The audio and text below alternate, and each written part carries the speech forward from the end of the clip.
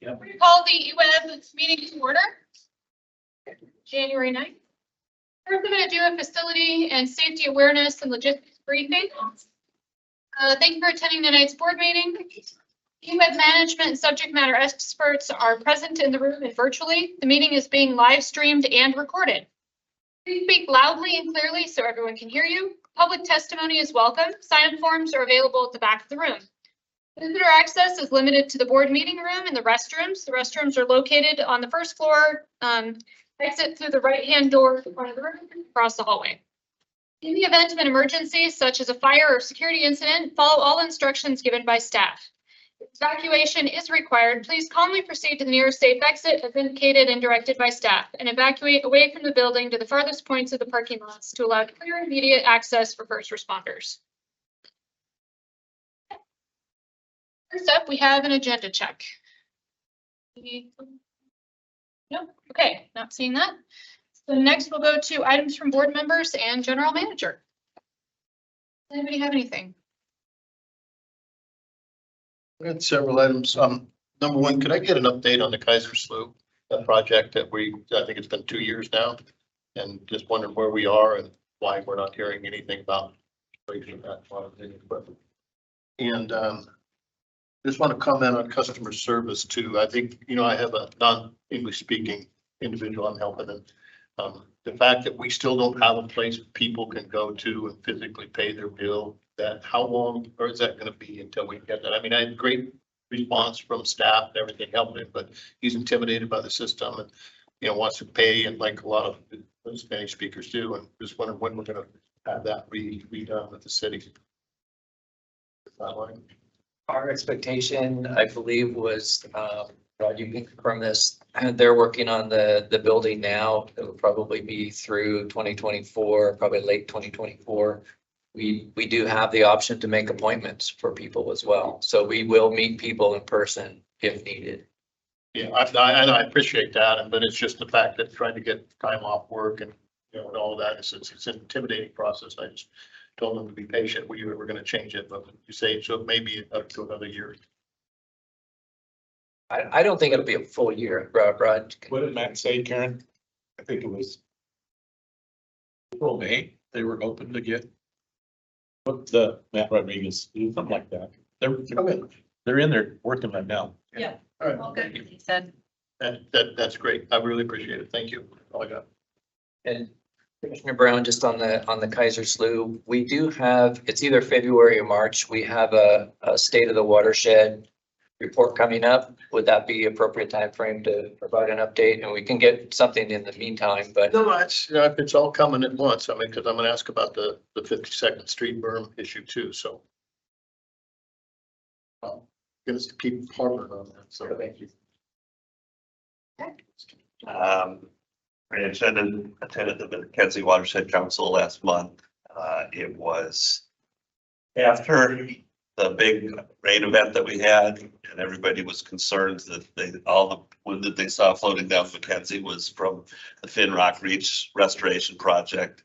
Actually, it wasn't. All of the wood that was in Finrock Reach restoration pretty much stayed. It actually collected a little bit more wood, and the project did what it was supposed to do and spread the water out, slowed it down, and had minimal impact.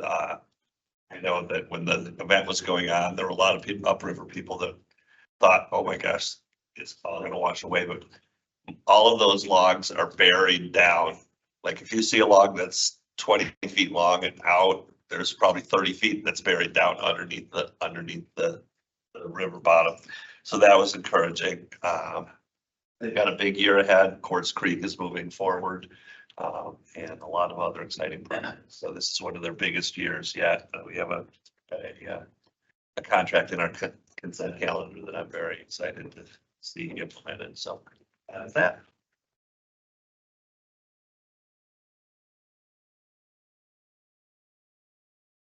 We'll move on to public input.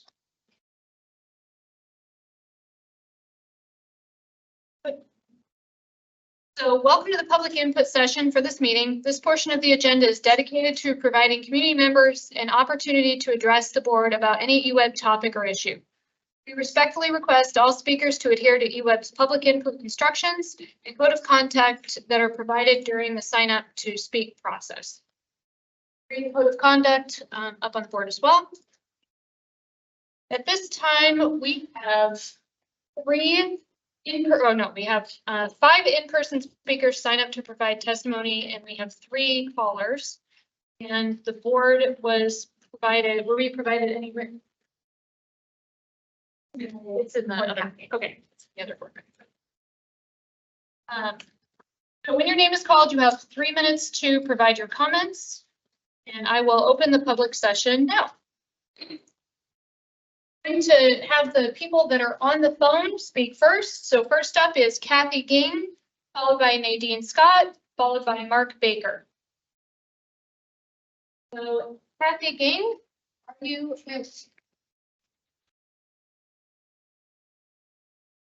Okay, can you hear me? Oh, now we can hear you. Thank you. Okay, I picked up the phone. Kathy Ging, Kathy at kathyging.com. If anyone wants to be on a local smart meter email list for Families for Safe Technology. Alternatives exist to installing meters on those who do not want them. I sent you several pieces of information today. You could have the meter reader come out quarterly or annually. You could do the monthly. You could do the monthly average, like people do who don't want to pay a big bill in the winter. And thanks to the all-volunteer board that should be paid, I'm bringing up an analogy with a book by Hermann Hesse, Master of the Bead Game. Joseph Connect, which means service, has to juggle the arts and the sciences trying to integrate with the business world. GM Frank Lawson has a difficult task leading a ratepayer-owned utility in a turbulent climate energy world. Juggling multifarious directions, he rightfully would be stressed, but a major flaw in his tenure has been neglecting quality public input like a Citizens Advisory Committee for ERP, regular town hall meetings, and quality meetings with energy pros, realtors, and other stakeholders about public concerns. Citizen input has essentially been put on lockdown, a tragic flaw of his otherwise commendable leadership. EWEB refused Families for Safe Tech requests that pros and cons about smart meters be disseminated via media, website, with input by med practitioners, techies, and citizens who have experienced EMF harm. EWEB totally refused involvement in overtures from Family for Safe Tech. In fact, forbade us to meet with him anymore because one person, who was actually a lawyer and a realtor, was acting outrageous in the lobby one day.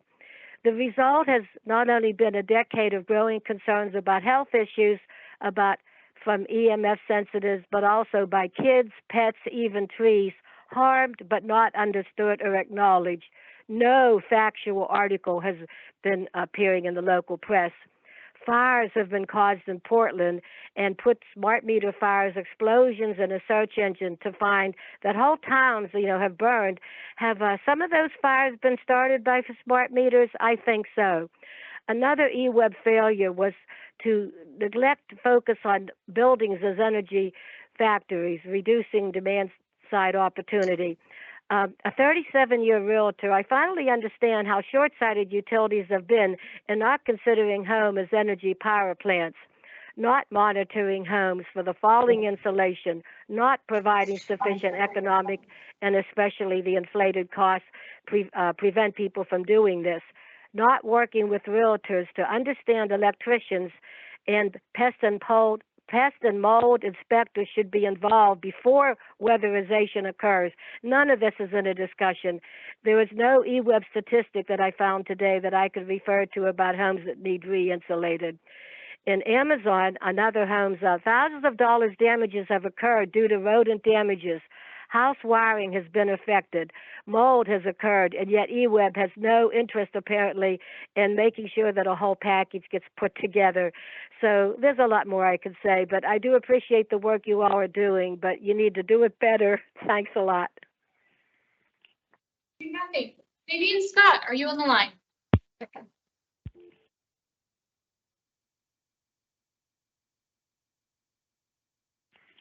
Nadine Scott, if you're there, we can't hear you.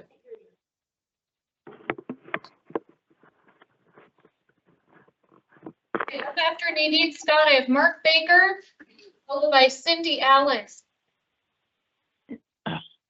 Baker? Okay, Nadine Mark Scott is on Baker? the line. okay, great. Go for it, Nadine. You have 3 minutes. So is this Nadine? Do I have? This is Mark Baker. To Nadine or Mark Baker? This is Mark Baker. Nadine Scott, yes. You're up. Okay, Nadine Scott. My name is Nadine Scott. I'm an EWEB ratepayer and a homeowner on Leaburg Lake and a real estate broker. I read your Leaburg project decommissioning update of January 8th. My question is, why are we destroying everything we already have in place instead of maintaining it for a fraction of the cost? EWEB could donate the dam and bridge to the state or the county and have them maintain it. EWEB estimates the cost to just destroy the dam at about $35 million of your bigger plan of $221 million. The dam and the bridge and road could be repaired for a fraction of the cost, about $15 million versus destroying it for a cost of $35 million. Building a new road would cost $15 to $25 million. Tourism and businesses would continue to thrive. Home values would continue to increase. Handicapped fishing access would still be available, which is a tourist attraction. Water sources for fire retardation would still be available. Emergency services and evacuation routes would be continued. EWEB could give state and county the $15 million to repair the road and maintain it for several years to come. And EWEB would save their ratepayers $20 million. Key points I'd like you to consider. The dam was built in 1928. It's a historical landmark. The bridge and dam is the only ingress egress for homeowners on Leaburg Dam Road and the Fish Hatchery Road. Emergency response, evacuation, home health care all depend on ingress egress of the road on the dam. There is no alternative route. Tourism is the main economy for the Mackenzie River Valley. Loss of businesses and revenue would be devastating. Leaburg Fish Hatchery is a huge tourist attraction. Loss of property values. We purchased property on Leaburg Lake because we want to live on a lake. Loss of property from erosion and loss of water rights. Contamination of well water while dismantling the dam and the bridge. Environmental impact on the land, air, river, and water. Leaburg Lake. That was your 3 minutes. Thank you. If you have more to send, you can send that to us in an email. Thank you. Thank you. All right, Mark Baker, followed by Cindy Allen, followed by Lisa Oxman. Okay, Mark Baker, are you available?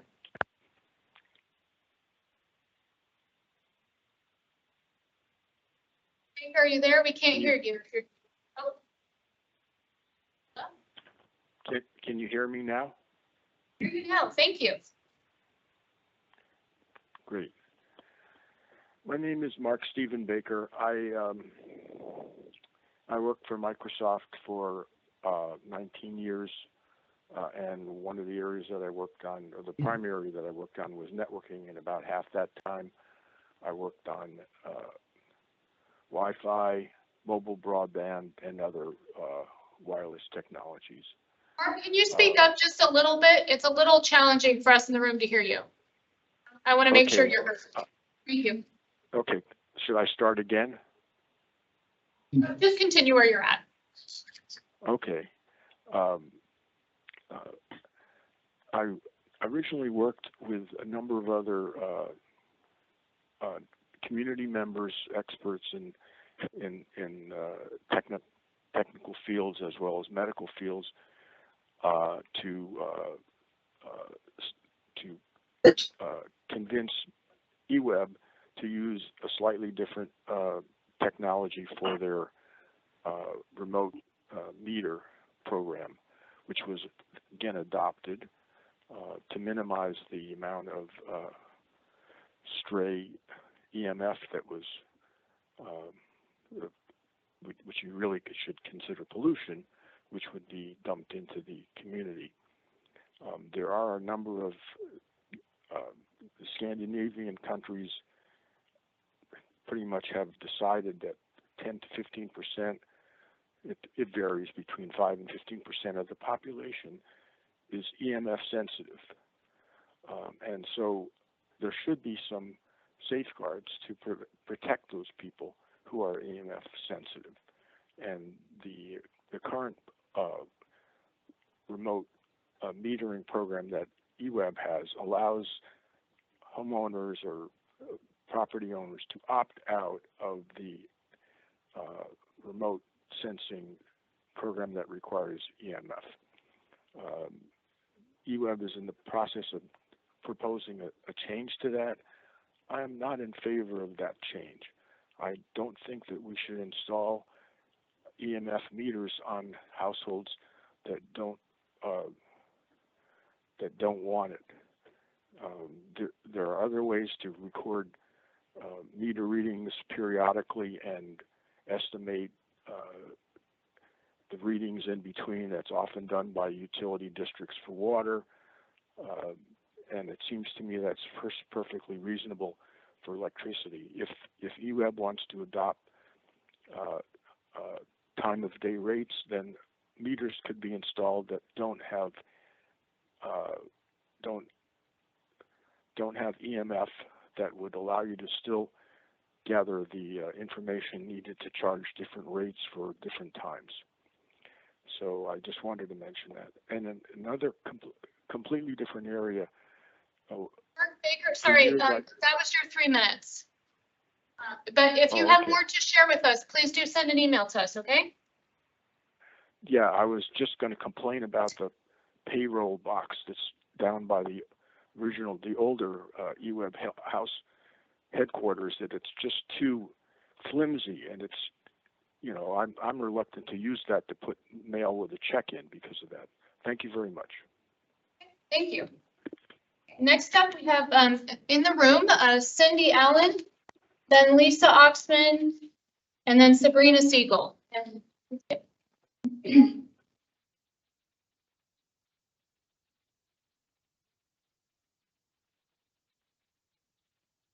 A Eugene Medical Advisory Board spent 18 months researching the medical literature on the biological effects of RF radiation. An 84-page report summarizing their findings was presented to the board and is part of your record. The 2-hour PowerPoint presentation to the EWEB board of their research can be found on YouTube under Dr. Paul Dart, EWEB Smart Meters, Health Hazards. Some of the effects of RF radiation include increased inflammation, EEG changes to the heart and the brain, altered immune function, obesity, altered endocrine function, including melatonin needed for sleep, damage to the DNA, increased rates of cancer, etc. The World Health Organization classifies RF radiation as a 2B carcinogen in the same category as lead, DDT, and asbestos. Worldwide, many groups organized regarding smart meters. Our local Eugene group, Families for Safe Technologies, gave each EWEB board member a copy of the award-winning documentary, Take Back Your Power. The program can now be watched free online.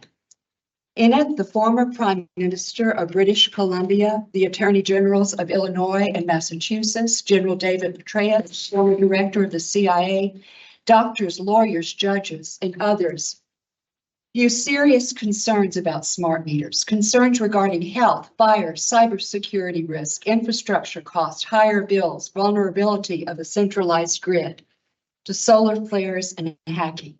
There's ample documentation of malware chips being found in components made in China and the security necessity of American-made components.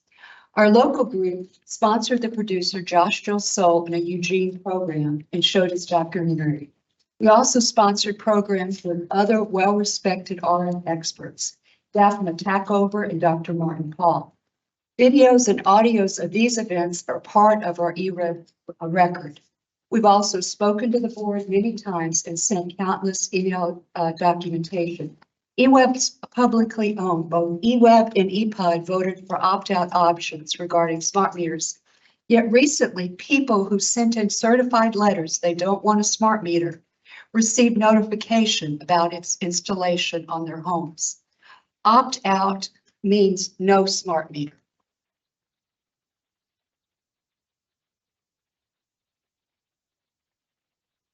Lisa Oxman.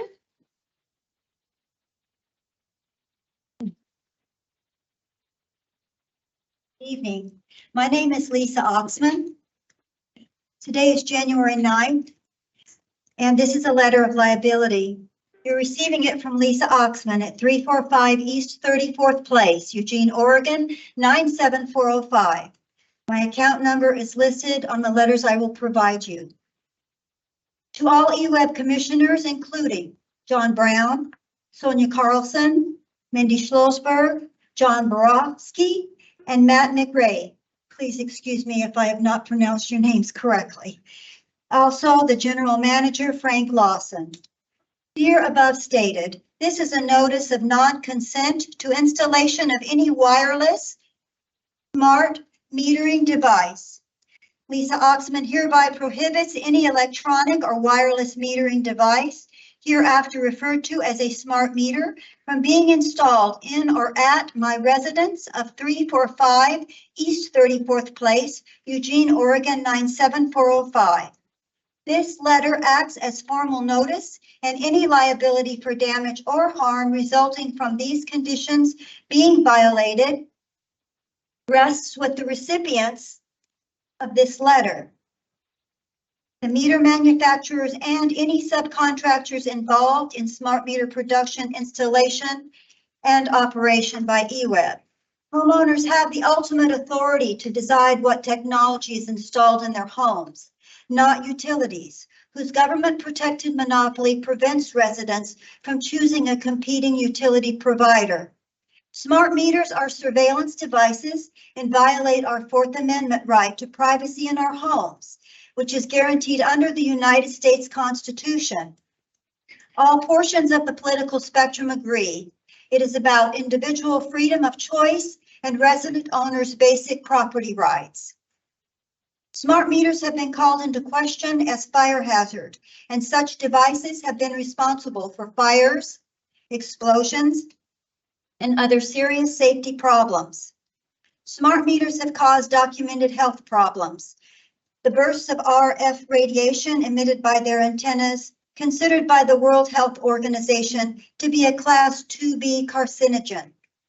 Smart meters typically overcharge and inaccurately represent usage when compared with reliable, accurate analog meters. Smart meters in the smart grid risk security and reliability of the electricity supply by opening a new portal to hackers and others who wish to disrupt these services. This is a major cybersecurity problem created by smart meters. For these reasons, but not necessarily limited to these reasons, I require only analog electromechanical meters without electronic internet components to be used in connection with this account. You can read the rest of the letter since I've run out of time, but I am an EMF sensitive. Thank you for hearing what I had to say. I would like to sleep at home. When I took the internet out of my house 2 years ago, I began to sleep again. Thank you.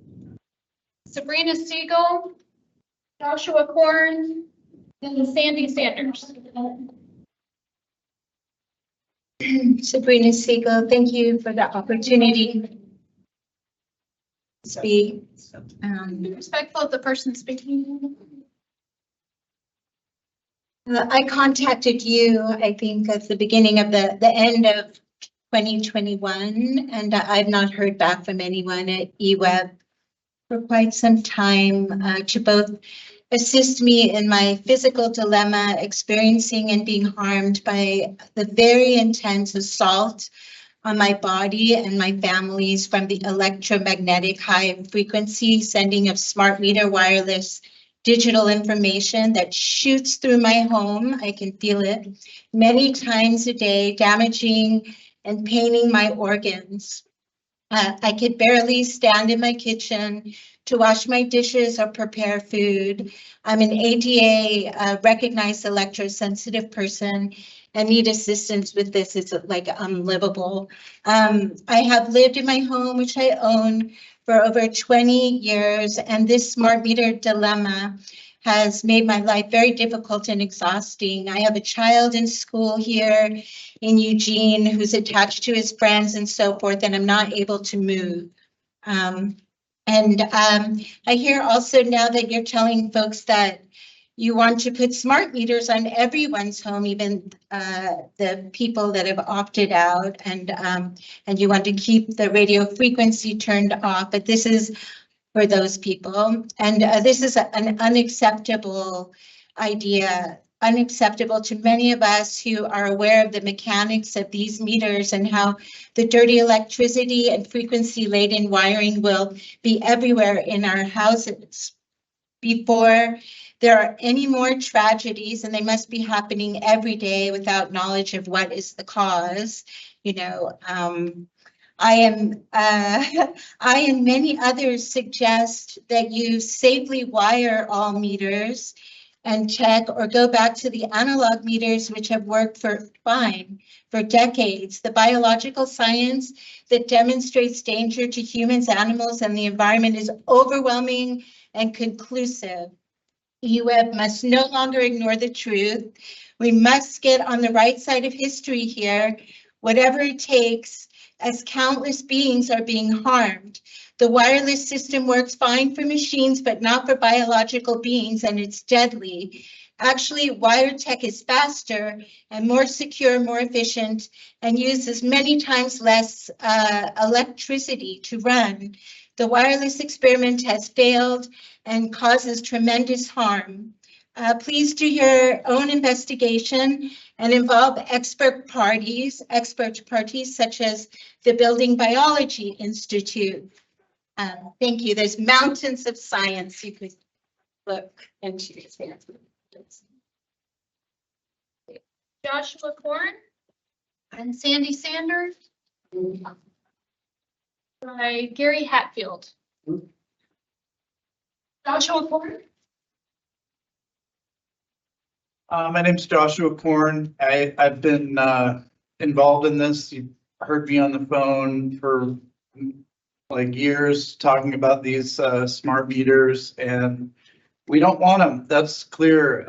The reason we're all here now, as opposed to in the past, is that there's these rumors circulating that those of us that still have our analog meters and are happy with them and are keeping them are likely being imposed by some forced change in meters, and this is not acceptable. This is a public utility, and we own you, and we're demanding that we keep our analog meters for safety reasons.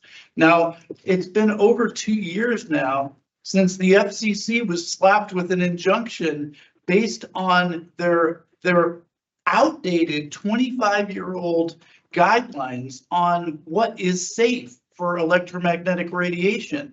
So obviously the courts are dragging their feet on this one, but you as a public utility that is owned by us need to listen to us. And you know, when I turn on this meter here, you can hear even right in this room, we have dangerous levels of radiation. A smart meter, turn it off so you can still hear me. A smart meter puts out up to 60 times this amount of radiation on our homes, potentially near our beds where we're sleeping. We don't want it. And now, you know, like there's less of us to come here because people don't know what's going on. And now it's, you know, this building's further away compared to the other room, and just the information about what's going on is just seems to be hidden. I'd also like to request, if these meetings actually are recorded and broadcast, that we have microphones on all of your desks, and we have microphones up here, and we have cameras, and it's actually broadcast in an efficient way so the people can actually be heard, because this is why we're here, and we want to be heard, and we want to keep our meters. So thank you for listening.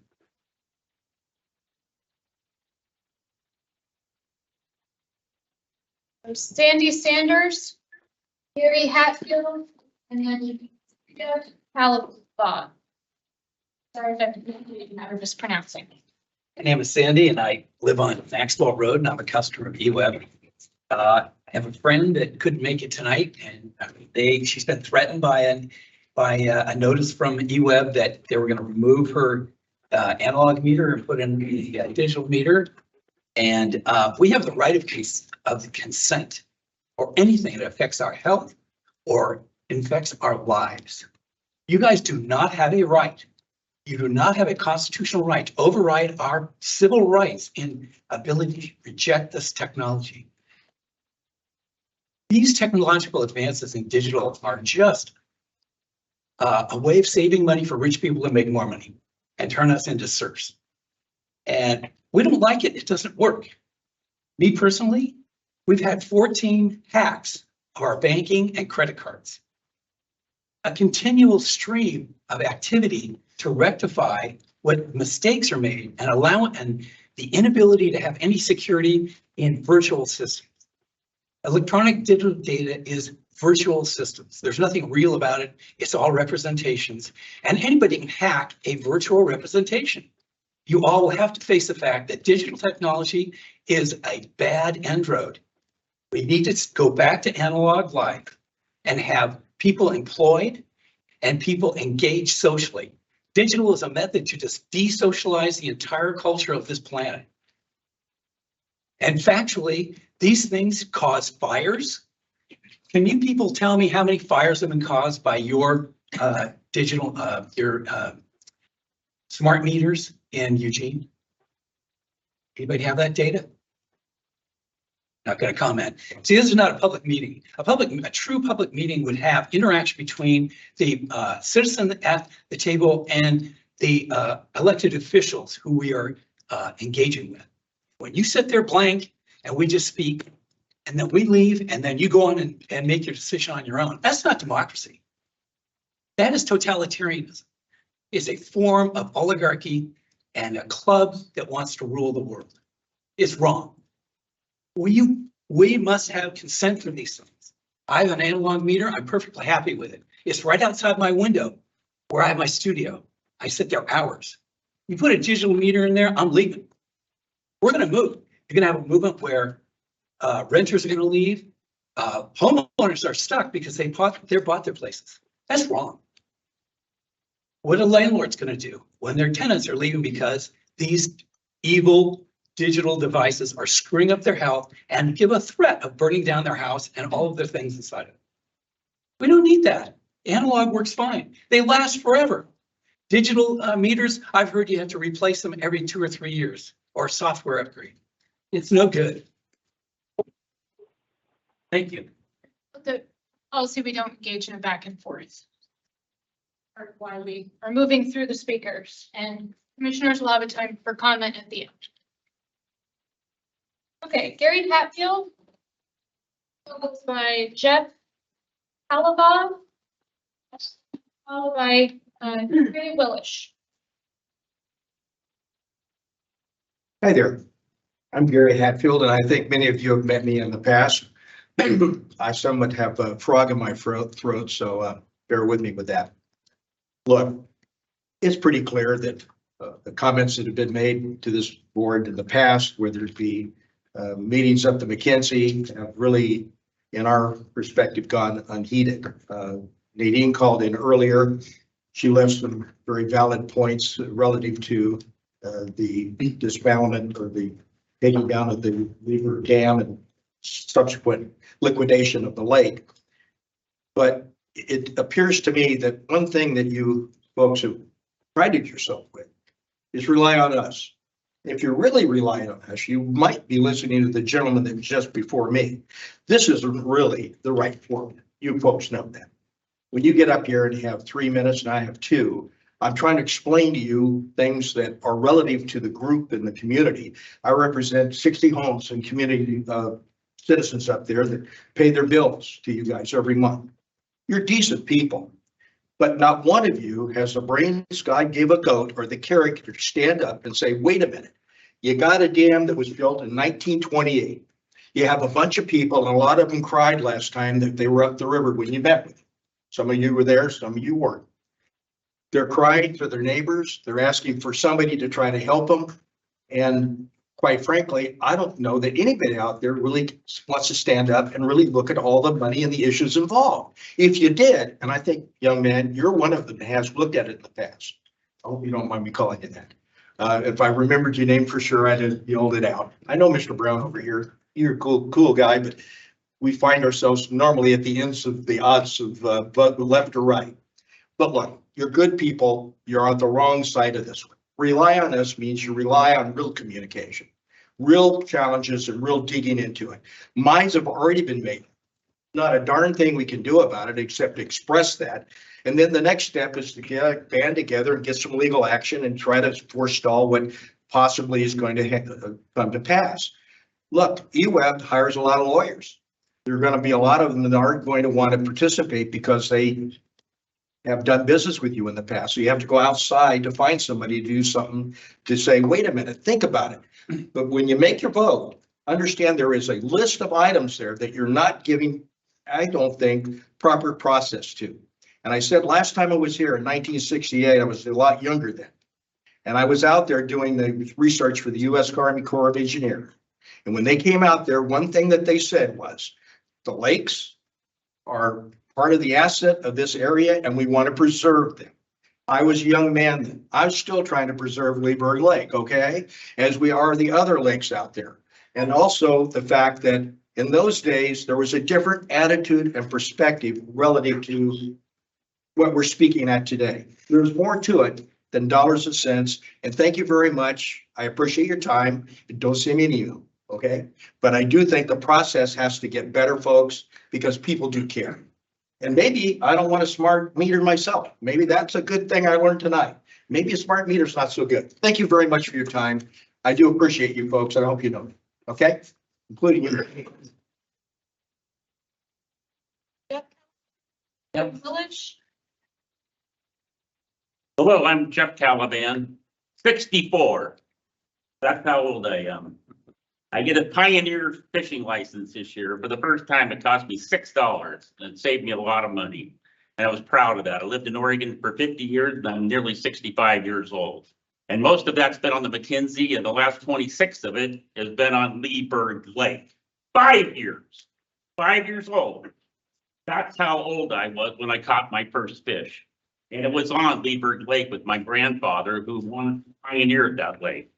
That lake's been around forever. I live on it. I see it every single day. You people don't. I could live without electricity. I can't live without water. Water of our well, who supplies over 30 homes right there in our water district. And just today I got calls from people going, wow, we need a new secretary. We're going to have to hire somebody. If we do, we're going to raise our rates. Oh no, we can't raise our rates. We're on fixed income. We can't afford that. Well, what happens when you people spend 31 million, another 15 million, and then you screw up our roads? We do all that we do up there. What's going to happen to our rates? Just before I got here, I got a call from a friend who said, gee, Jeff, you're going to the meeting and I understand that they're going to get rid of the dam. What's that going to do to me downriver? He owns property on the river downriver. I watched what happened when they drained Cougar Reservoir. It all landed right in front of my house. It became a island.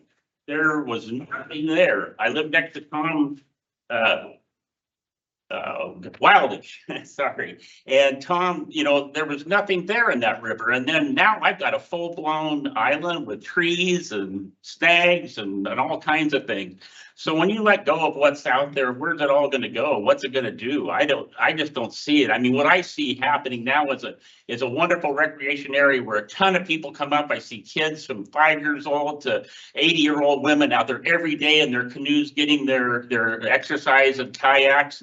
And now what I see is going to happen is you're going to drain the lake and you're going to have to put clams in there, because what's happening is 99% of that thing is going to be nothing but clam digging water. There's going to be just, I've seen it when you drain the lake, it's just mud.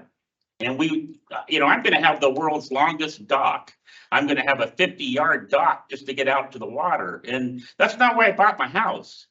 I can do without EWEB. I can do without, I love you guys, and you guys save our asses every single time when the rain and the snow and limbs break. But, this is a big deal. And I sure hope, I'm a human being. My kids grew up on that river. My grandfather pioneered it. We're all here. We're all part of a human race. And water is something we need, and we need recreation. We get enough politics. I don't even watch the news anymore. It's not fun because it's all negative. Why do I want more negativity in my own backyard? I should be able to at least open the door, see a few ospreys, see some fish jump, go fishing, and enjoy what Mother Nature put in my yard without people ruining it. That's all I have to say. Thank you. Thank you, sir. Thanks, Jeff.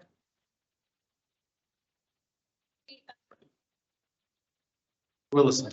Sorry, You can call me whatever you want. It's fine. that I mispronounced names. I'm disappointed I have to start after that. That's kind of, I wish I would have got here a minute before him. But kind of on the same thing with the dam removal. I live along the McKinsey. I have a 3-year-old toddler.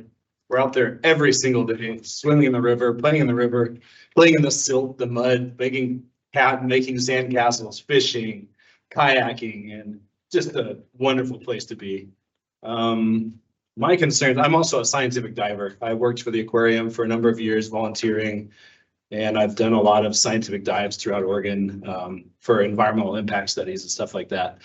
I'm sure you guys know the history of the McKinsey River Valley, and the road going up 126 was actually created for the gold rush in Leaburg. Massive amounts of gold, tons of people moving up there. They created these roads up there to go after this gold. And as we all know, gold mining was not the cleanest thing 100 years ago. And they used a lot of mercury. And that mercury, throughout the whole country, all these old reservoirs, that mercury settles to the lowest point because it's heavy like gold. These reservoirs are holding back ungodly amounts of mercury. And as much as I'm excited about the idea of salmon running up the river and restoring the river to its native state, that's really exciting to me. However, the amount of mercury that's going to be released into our rivers is unbelievable. And I haven't seen any studies or any ideas of how people are going to address that. I know I've seen a similar dam removal in Montana where it costs a couple $2 billion, and that's billion with a B, to remove all of those sediments with toxins in them to a safe place. And I don't think we're going to be doing that up there. I'm guessing most of that mercury that's settled behind that reservoir is going to be washing right down into my backyard and just in my children's feet, and it's the fish we're eating. Maybe not. Maybe you guys have an answer that I just didn't see it one of these things, but I believe that to be happening. Another issue that I haven't seen, it actually came from one of your biologists that I was talking to. The largest per square footage number of juvenile lamprey, which is a threatened species of fish, largest number of those in the planet, in the world, is in Leaburg Lake, in those sediments. Those sediments created an ideal habitat for those juvenile lamprey, and they'll live there for 10 to 12 years before they release and make their way to the ocean. And I don't know how that habitat's going to be replaced. So that's going to be a huge environmental issue as well. But yeah, beyond that, I wish you guys luck in figuring all this out. It's going to be chaos watching these meetings, and that's just the environmental issue. Then you have these homeowners who bought these homes however many years ago, who are now going to have a highway in their backyard. And I'm sure every single one of you who owns a home feels that pain of buying your dream home and having it ruined by something that's created progress or development or anything else. I can't even imagine what it's like for these people. Luckily, my home's protected. It's in the lower flats from traffic, but it's not protected from the sediments. So, yeah, thank you for your time, you guys. I appreciate it.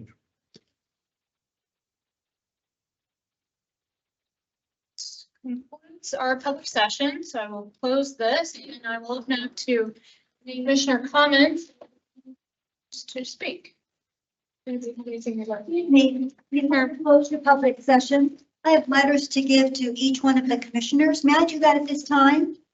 If you could please pass it over here, Holly can take those from you and she'll get those to us. Thank you. Great, there's one from Mr. Lawson too. Okay. Are there any commissioner? I think maybe you'd like. Yeah, so I guess I just have a couple of questions, maybe for staff.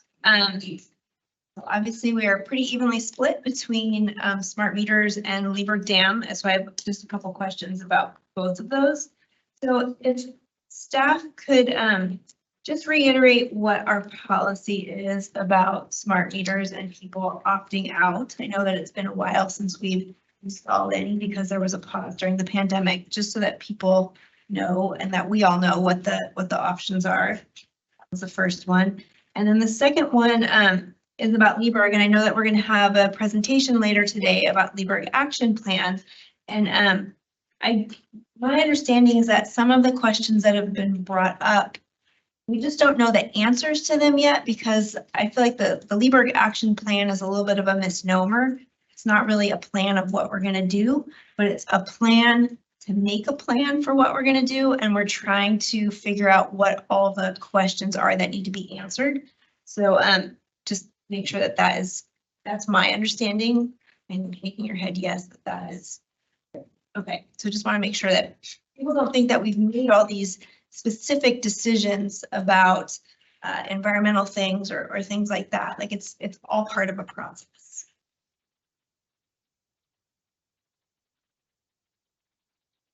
So I'll address both of those, Commissioner. So first of all, a little bit of context around the history of smart meters.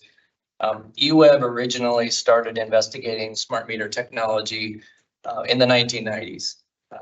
We continued that investigation into the 2000s. In 2013, EWEB formally adopted an opt-in approach to metering. That was changed in 2018. In February of 2018, we moved to an opt-out approach, of which we redefined opt-out. And eventually that worked into our policies. That opt-out became that we would use a digital meter and configure that in a non-broadcasting listen-only mode. So what happens when we install a meter? When we first install the meter, it does connect to the system. It registers with the system, so there's a little bit of back and forth. It then goes into a mode where it is not broadcasting consumption data or interval data at that point. It is simply listening if there was a turn on kind of signal. So opt out is generally it's a digital meter, and it is configured not to broadcast. The broadcast length, by the way, if it were, is probably between 50 and 100 milliseconds to broadcast a data if it were in the opt-in mode. I'll jump in. I have a couple of quick questions. There was some talk about the analog versus the digital meters. Now, when we first voted on this, a number of years ago, part of the problem is that we're not able to find the analog meters anymore. That's still the case. Analog meters are generally unavailable unless you go through some kind of surplus methodology. The primary suppliers do not supply those anymore. In fact, there's, as of 2022, there are approaching 120 million smart meters in the United States. It is the primary method for which utilities are gathering metering information. The utility owns the meter, and it is a condition of service. And so it's the standard across the industry, including EWEB, and we have done research through the years that support that. I would not be inclined, and I don't expect this to be a redirection from the board. Reevaluating decisions of this board and past boards or other utilities and best practice.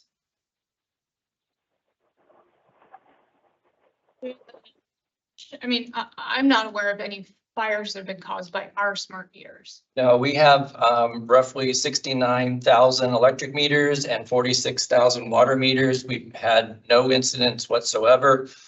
In fact, they have a heat sensor on those, and in some cases, a heat sensor actually prevents overload or fire downstream from the meter. In fact, I know Portland General Electric was mentioned also.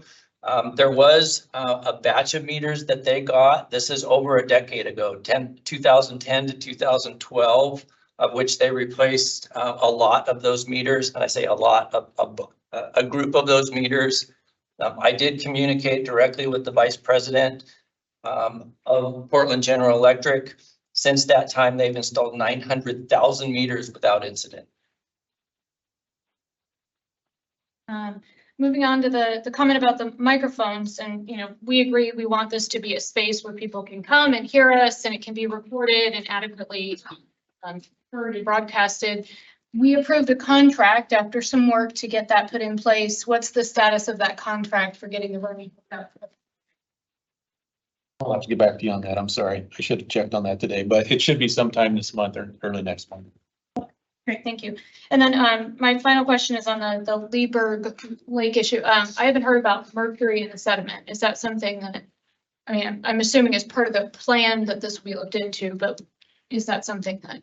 I think what the board will hear in the presentation upcoming is that we're outlining a really robust process, and there's going to be a number of environmental studies that take place as part of that process, public input as part of that process. Some of that is done by EWEB, and so there'll be a lot of outreach and opportunity to interact with EWEB. And then there will also be a FERC process, which is our regulator after that point. I know that in the case of Leaburg, there's been several, I'll say, flushings of the reservoir the last number of years, including when we had to redo the roll gates. Also, when there was the fire that flushed the reservoir as well. But if there is, we'll certainly be testing that amongst other things relative to the environmental studies that we have to do. And I'm sure Lisa and Mark will talk a little bit more about that later in this meeting. It's going to be a number of years worth of process and a lot of different analysis and studies that have to be completed as part of that process. Can I also point out that the McKenzie River is our single source of water, and it is heavily monitored. We've got, and Karen can tell us a lot more, but there's many, many things that are looked for, including mercury.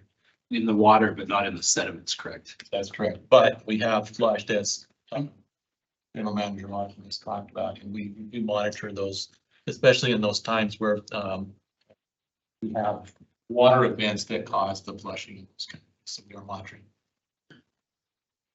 Great. Can I just add real quick to the sediment? Understandably, the sediment management is a concern. It's a concern for us as well. We aren't going to be talking about that in depth in the presentation this evening, so I wanted to provide just a little bit more information.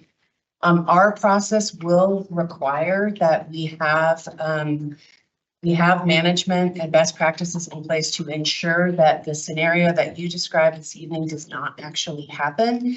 We do not currently have data that suggests we have significantly high levels of mercury in the reservoir sediment, but a testing process would presumably be required as part of our dam removal process. So more information to come on that. It is absolutely on our radar and something we will be planning for and managing. Will the presentation talk about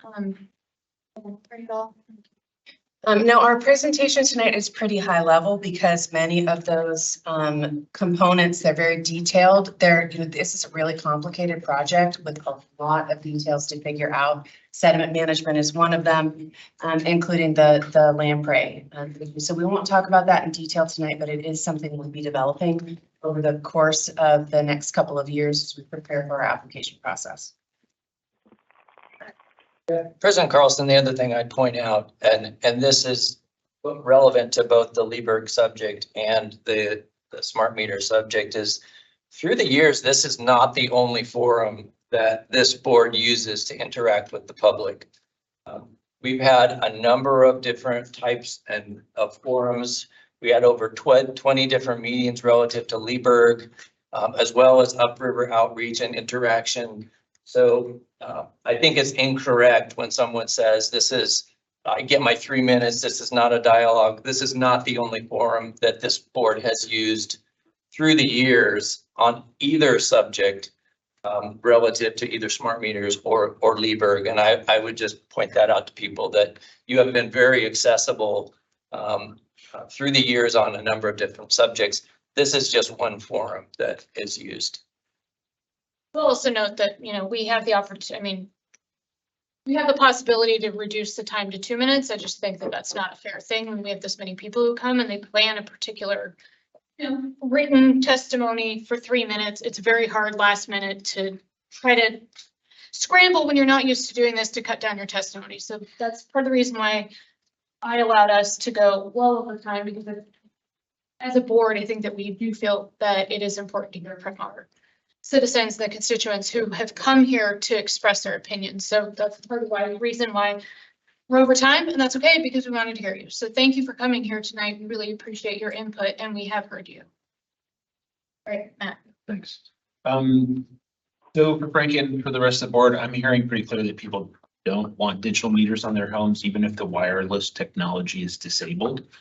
And I feel strongly that if there's any way to provide a meter that's not enabled with wireless communications, that we should do that. I don't know that we want to wade into that tonight, but I would be supportive of at least enabling people to maintain an analog meter if it's already on their house and not insisting that we replace it if it's still functioning. Anyway, without wading into the concerns around smart meters, I do feel like trying to give people as much autonomy about their decisions there is would be beneficial. So I'd be supportive of that. Joshua, as President Carlson mentioned, we're currently working on the audio and visuals for this room because we recognize that it's not great for remote participants. So we're trying to solve that. Sandy and Gary both left.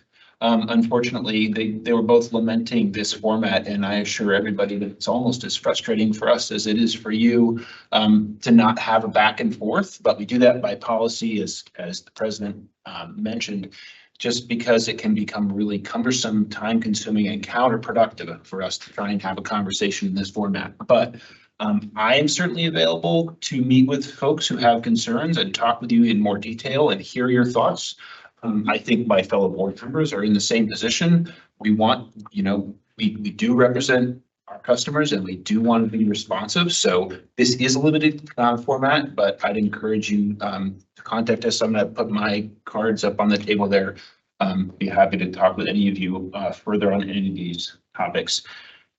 And Trey, I know it's been said already, but we have some really bright fisheries biologists and people who care deeply about water quality and environmental pollutants and public health on our team. And I have every confidence that they will be doing everything they can to keep that sediment, as it's released, from creating any ill effects. I just have high confidence in this team because I've worked with the people who are tasked with this project, and they're really well educated, really bright, and really caring. But again, I'd be happy to meet with you separately if you'd find that to be useful. But that's all I have. Thanks. Yeah, President Groen, just Commissioner McCray, just so it's clear from management's perspective, it would be a policy shift to offer an analog option, of which I would want and require, of course, action, of course, on that. Absolutely. No, understand. Yeah. Thank you. Yeah. Okay. Can you clarify for the record that when you talk about the number of water meters and electric meters, so that's not our total meters, those are the ones that have been installed, the 40,000 water, the 60,000 electric, those are smart meters. Those are smart meters. On both sides, it's roughly slightly over 70% of our total meters. And you said earlier that we haven't had any problems with them. That's correct. And then as far as the lamp rates, we addressed that issue once with ODFW when, remember, we were having to dredge around where the salmon fish ladders are because the sediment was building up. And what they decided to do is just in high water events is take a backhoe and take that sediment and put it into the flow and let all of that sediment, nail lampreys go down the river because ODFW thought that's the best way to protect them rather than take the sediment out. And so they've addressed that before. With the lampreys that are in that sediment. So I think I agree with Matt that we have very highly confident help us through that challenge because it is a significant thing. So thanks. Great. Thank you all. We will move to the approval of consent calendar A. Is there anyone that would like to pull an item to consent calendar A? None, then entertain a motion to approve consent calendar A. Right, moved by John Brown, seconded by Commissioner McCray. All those, or any discussion? No? All those in favor, say aye. Okay, passes unanimously. Would anybody like to pull anything from consent calendar B? I have one on number 6. Okay. We have 6 and 7, that leaves 5, 8, and 9. Consent calendar B. Okay,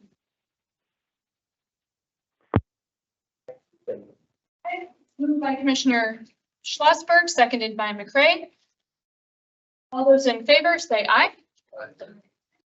Okay, we will now turn to number 6. Brown and then Borowski. Actually, I was 6, I think. Sorry. Thank you. And then Brown. I don't have a problem with number 6. This is a contract for the Amazon Park emergency wells.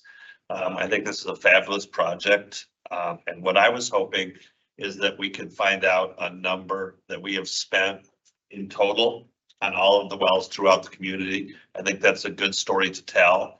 So being able to say we've spent 1.2 million or 2 point whatever million dollars to make sure that we have an emergency water station set up throughout our community is a good story. And so I just saw this as an opportunity to raise that and get that information so I can share it with my constituents. So that I'm fine with moving that forward.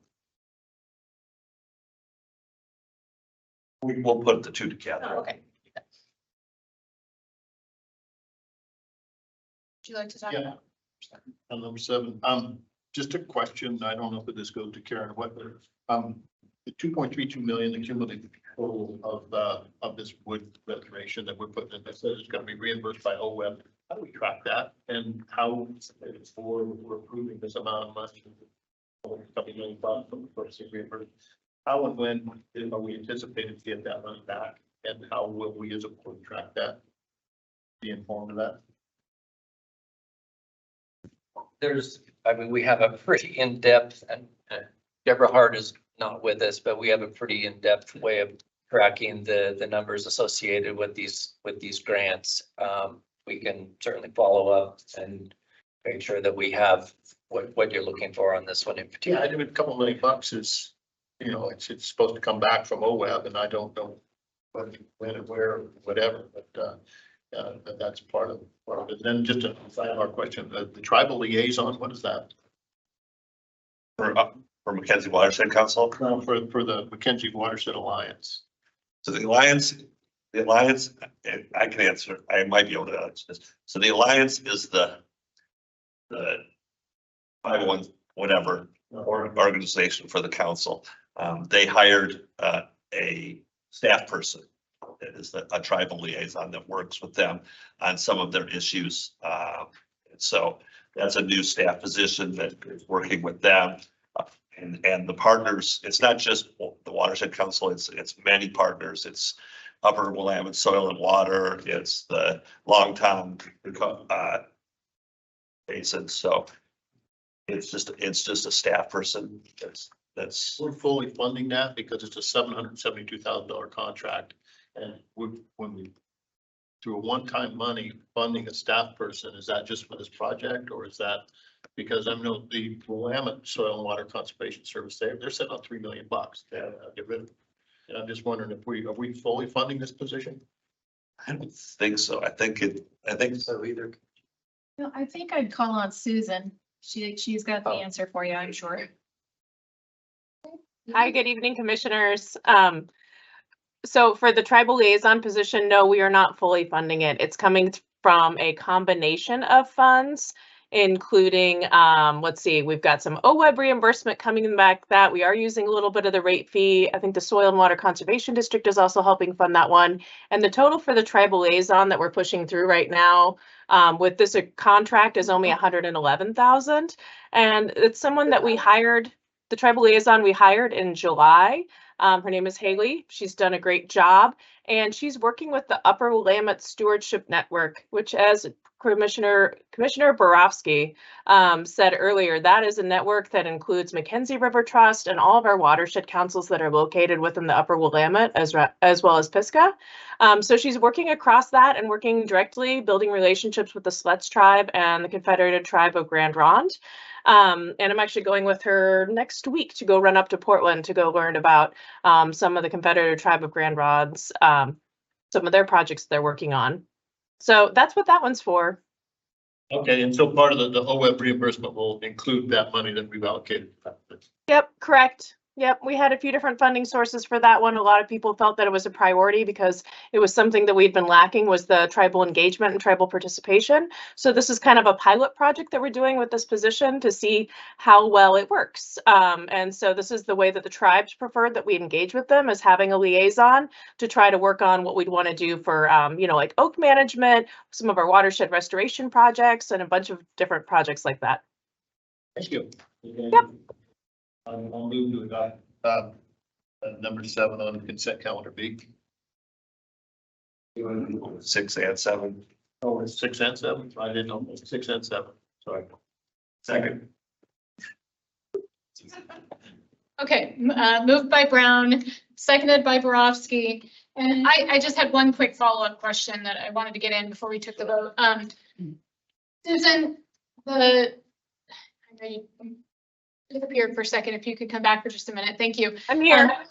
The contract is for 5 years. Does it fund the tribal? Is that 100,000 for 5 years, or is that for a year? I think this is an amendment to a current contract that started in 2022 and is going through 2027. I think right now what we have that tribal liaison position for is funded for 2 years. So she started in 2023 and that would go through 2025. And then we'll see how it's going. Okay, got it. Thank you. That was all. Does that make sense? Okay, great. Thanks. Yes. Thank you. Okay. Oh, yes. Sorry, I just wanted to add about the grants. In the State of the Watershed report, we're also going to have a write-up of that. And just to squeeze in the Kaiser Slough, we believe we did give an update in that in the last quarterly report, and we will do so again. Okay. Now we have a motion and a second. Any further discussion? No. Okay. Let's all go to vote. All those in favor say aye. Aye. Okay, motion passes. Thank you. All right. Next up is the election of officers. Nominate Matt McCray for president. Second. Point of order for me. Yes. Can I nominate a slate of Matt McCray as president, John Bromsky as vice president? And that's my motion. we have an amendment to I accept the friendly amendment.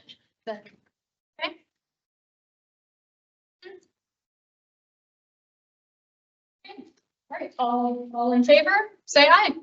Aye. Aye. Congratulations. 5 minutes behind. I know. Catch up. Bet I'm gonna be monitoring it too. President McCray, No. in this election year, was that a smooth transition of power, or is that a good example of what we should expect in 20? Trying to demonstrate for the rest of the country what, yes.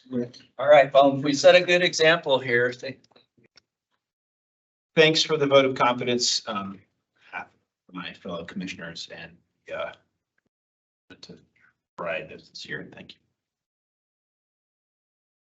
You guys have your cameras on? I don't have mine. My computer is not behaving. So I thought when we got to a break, I would get some help. President McCray, I would like to just acknowledge President Crofton's work this last year. I thought this board was very effective. Leadership is an important piece of that. So former President Carlson, thank you for a good 2023. Thank you all. Thanks. Thank you for taking. So we're on to the Leaburg Decommissioning Action Plan. We are running behind. We have oh, I'm sorry. You're right. Yes, we're on liaisons. Thank you. You go. Yeah. Not too late. You can do that. So we have the current assignments. Do we want to just start from that and talk about any possible changes? Not recollecting exactly how we did this last year. But go from what we have existing. Does anybody want to change their current assignment? Yeah. So we're just going to leave the assignments as they are. And the only thing that changes is that John Brush, City of Eugene liaisons. Right. That's the only change. Do we need to? We don't need to run this. I would suggest a motion to retain the same liaisons. Except for the Stands the change in leadership liaisons to the city of Eugene, and then second that, and then the board can formally approve that. we want to. I'll move that. Frank just said. Second. All right. Any discussion? All support of the motion, say aye. Aye. Go ahead, I do want to let you know, please. and let me know that when motions are made to say the person who's saying it, so moved by and seconded by, because it's difficult for the recorder to hear Great. and tell who the person is. So. Got it. All right, so going on to the next item, which is the decommissioning action plan. 645, yeah, I think that's where we're headed then.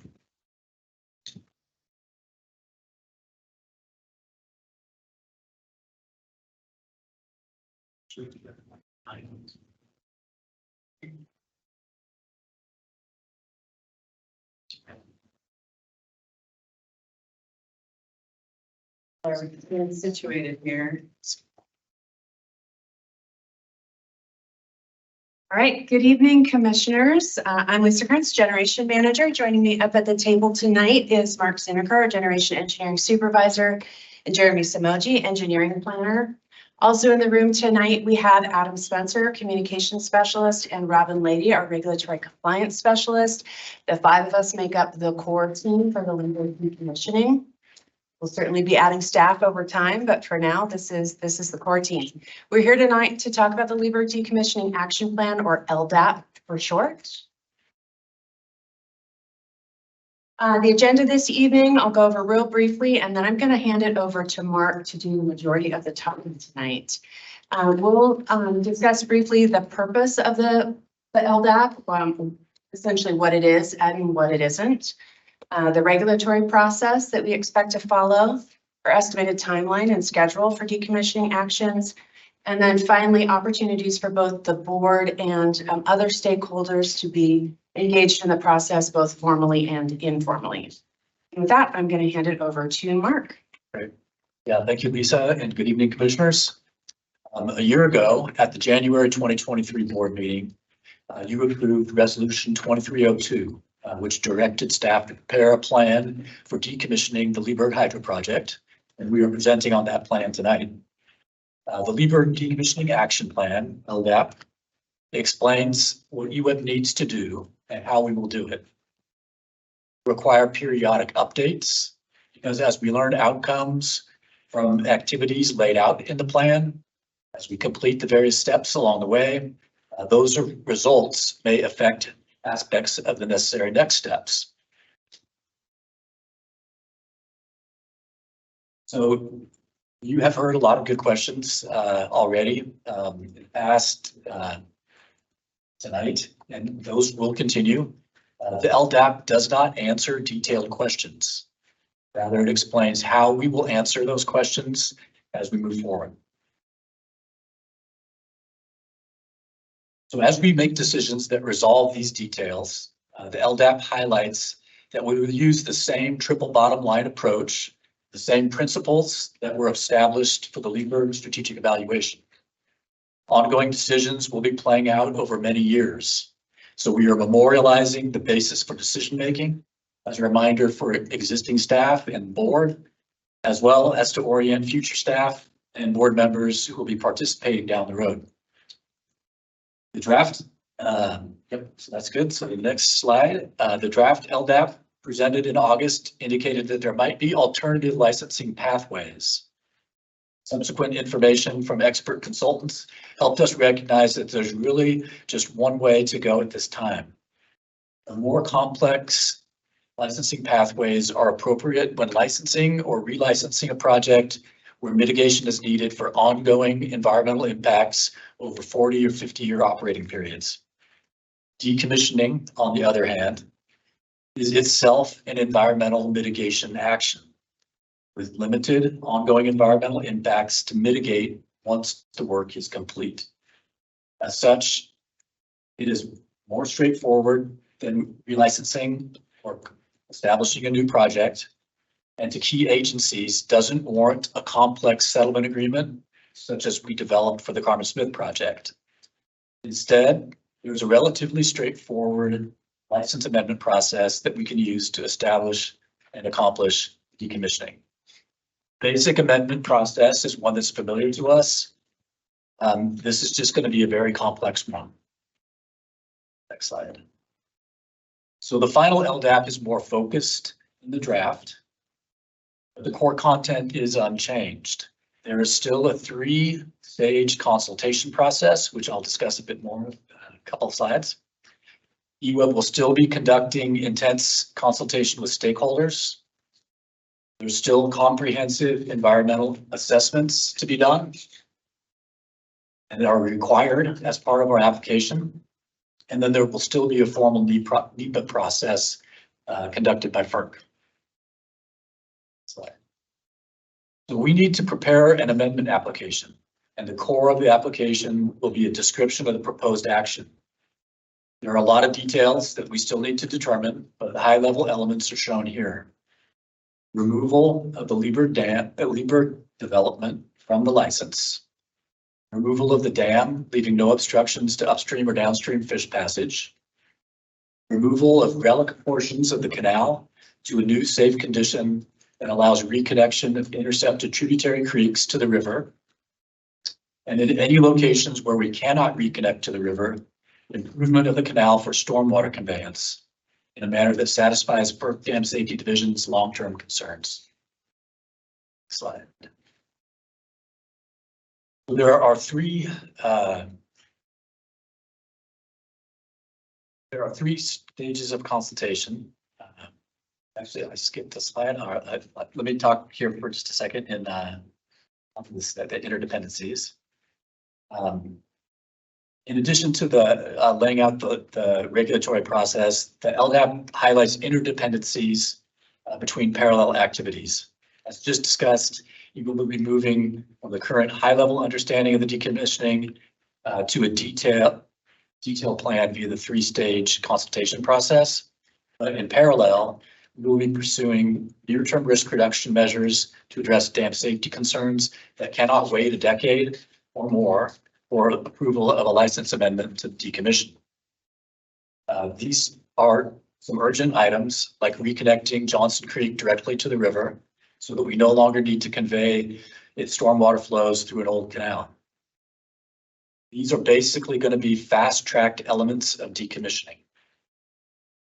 We also have transportation issues that need to be resolved, and the most notable being long-term access to the Leaburg Dam Road. Lane County's decision and long-term plan for that situation needs to be accurately reflected in our application. And then there's the Walterville strategic evaluation, the decision whether or not to operate Walterville beyond the current license period. Another outcome that can affect details of the final application that we submit for decommissioning. A little apology there, we got one slide out of order. I wanted to talk about the 3 stages of consultation. 2 of those stages are performed by EWEB and 1 is performed by the FERC. First phase, we will socialize information about our proposed action with stakeholders, including agencies, tribes, and the public via a variety of meetings and communication tools. In addition to educating stakeholders, an objective is to listen carefully so that we can identify any missing information that we haven't recognized yet.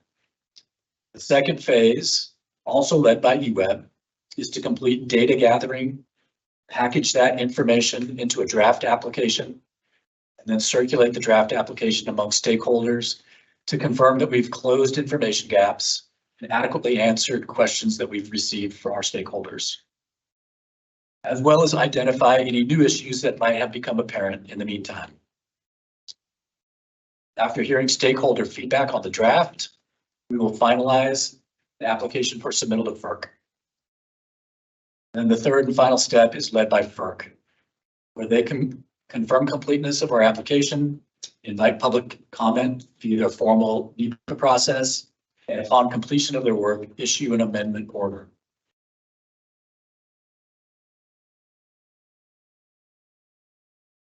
So each of those parallel activities that I described have their own timeline uncertainties associated with them, which can have ripple effects on the overall decommissioning timeline. This slide is just highlighting the dependencies and uncertainties before I show you a set of timelines in the next few slides. Each of these items will be resolved in collaboration with stakeholders. And these are stakeholders who have influence over how long it will take to resolve the issues. Thus, there's uncertainty and what will be an ongoing need to update the timelines as we progress forward. Slide. So I'm starting the timeline discussion with the risk reduction measures. These are the more urgent work that's required to address dam safety hazards. You can expect to see drill rigs on the canal and design efforts starting in 2024, with hopes that we'll be in construction no later than 2027 on the Johnson Creek improvements and 2028 at Cogswell Creek. Slide. With the decommissioning application development, you will see work starting in 2024 to address the known data gaps, collaboration with the county to resolve the key transportation issues, and work advancing preliminary designs for the proposed action so that we can start formal stakeholder engagement processes in 2025. And we'll target issuing a draft application to those stakeholders by the end of 2027. That's followed by more back and forth consultation with the stakeholders so that we can submit a final application to FERC by the end of 2029. We think that FERC's formal consultation with stakeholders on the application could take a couple of years, suggesting that we might not see a FERC order on the application before 2032, such that actual decommissioning construction work wouldn't get underway until 2032, And that decommissioning work would take at least a couple of years to complete. These are all dates that EWEB is targeting and planning around. But I note again that there are key stakeholders who will influence how the timelines actually play out.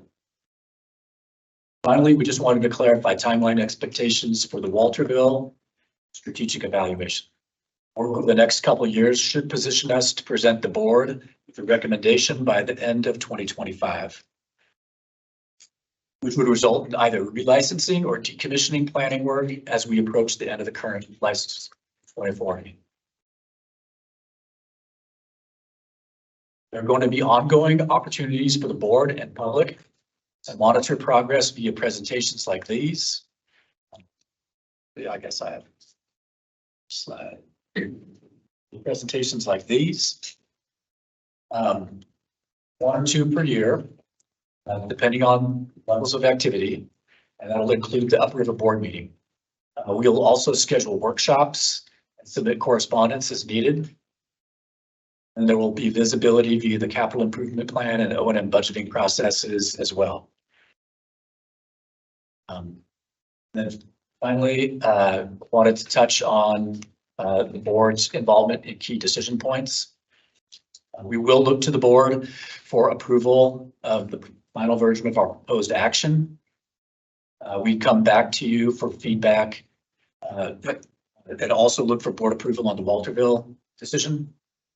Then we would come back to the board for feedback on any changes in baseline assumptions, level of visions, the process. And we'll look to the board for guidance on any discretionary measures to mitigate impacts of decommissioning that go beyond regulatory requirements. Then finally, we'll come to the board to confirm acceptability of the final FERC order. Throughout this process, we will work with the communications team to continue the great work that Adam Spencer and Jeremy Smoji have been doing to get clear information to stakeholders, maintaining transparency, trust, and confidence with both internal and external stakeholders, and listening so that we can bring the board important information that we receive from the stakeholders to help keep you informed and unsurprised to the greatest extent possible. That we are ready to field any comments, questions from the board. So, thank you very much. I'm looking forward to it. I'm not going to be around when it happens, but anyhow, the question, why are we still impounding water there now? Yes, we fielded that question from a few folks, and the issue that we have is we need to maintain this passage past the dam at all times. But kind of like the Corps of Engineers just did, they dumped all the reservoirs out here for downstream passage for the salmonoids.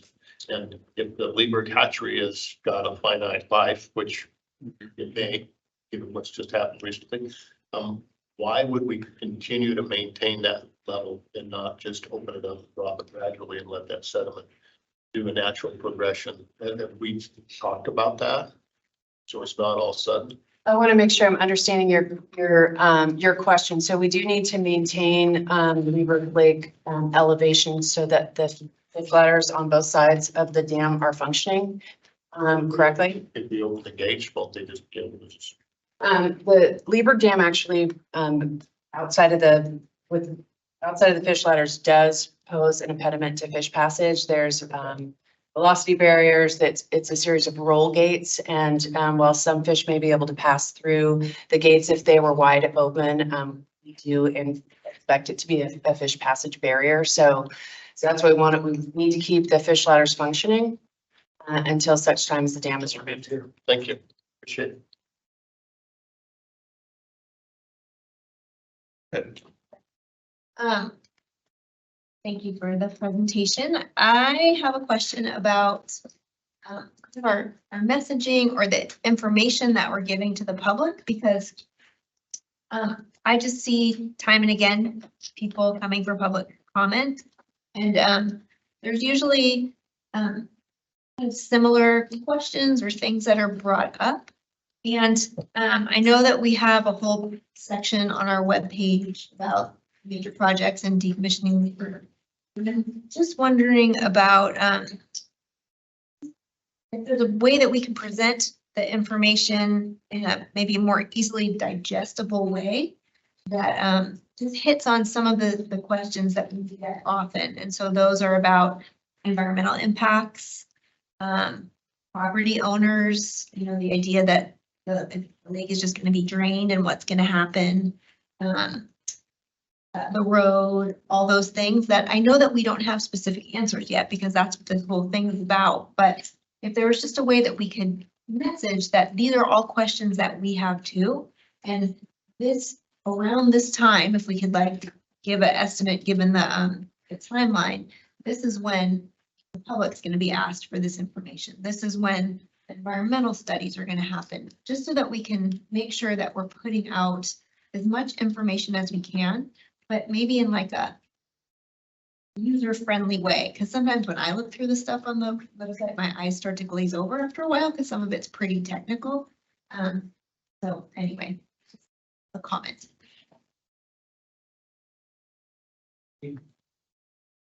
Several questions about the plan. The first one and goes to some of the upriver people and the leaving the dam. So we've had conversations with FERC regarding license amendment being the way to go. It's been represented to us as a board that FERC would not allow us to leave a dam that is not generating power. Was that conveyed to us through FERC, or is that just an assumption that we've made? That is an assumption. It's an educated assumption.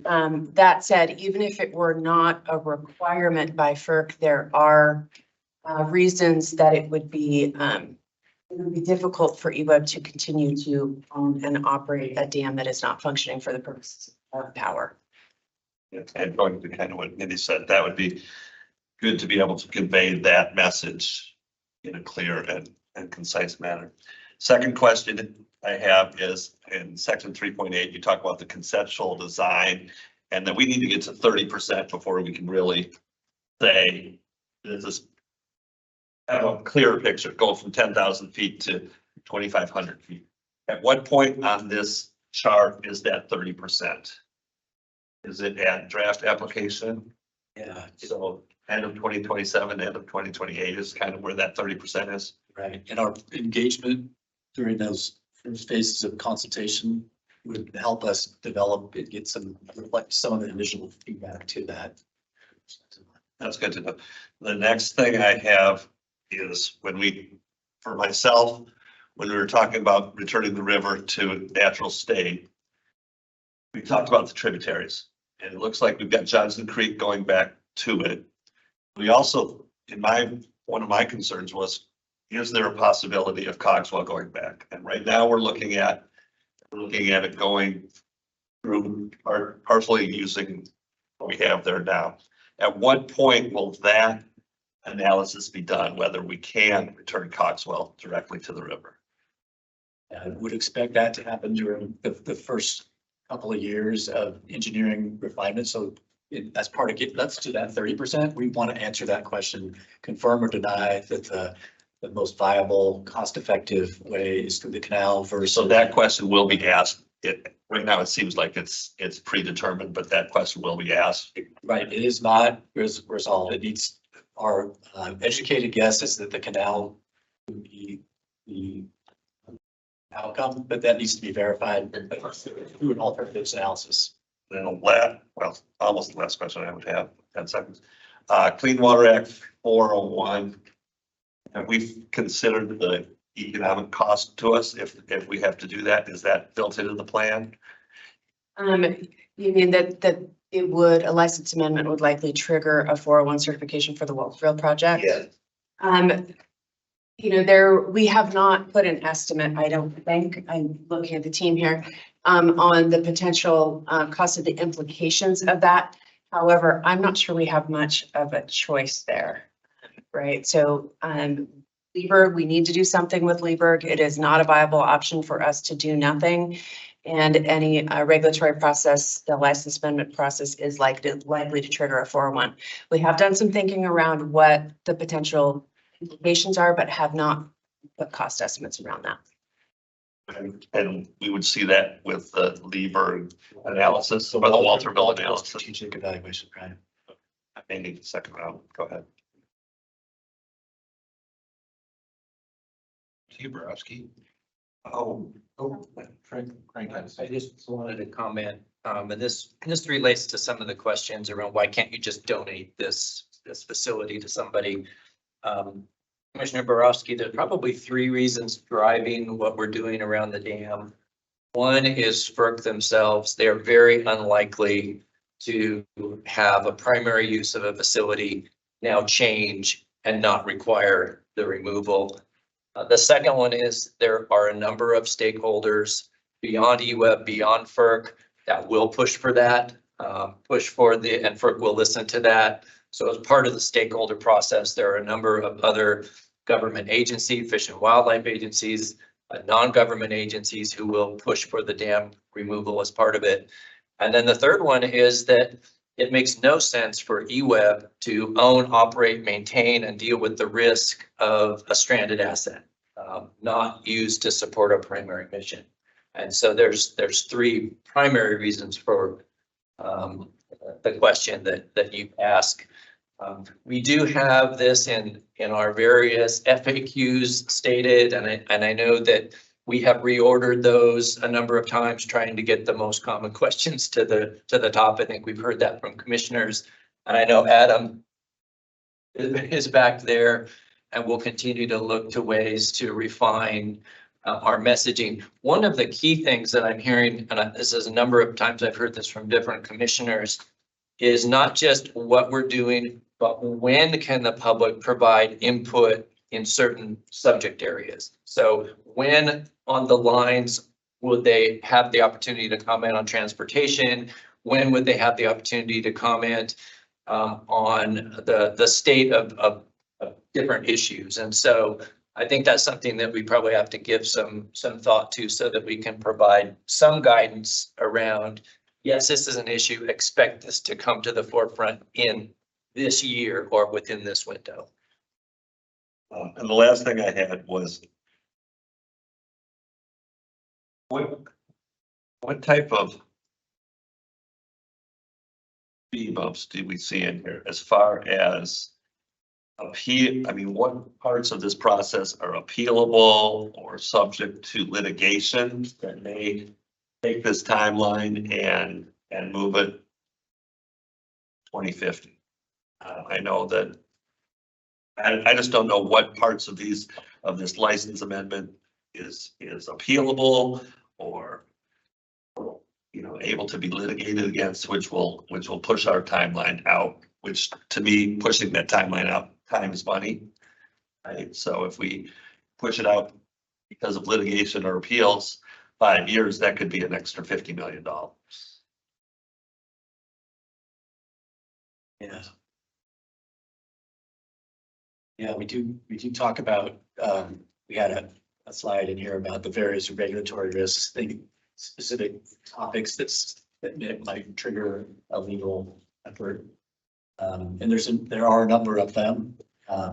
There's the FERC NEPA process is going to be the official opportunity for it to be elevated to FERC's attention and a decision associated with the concern.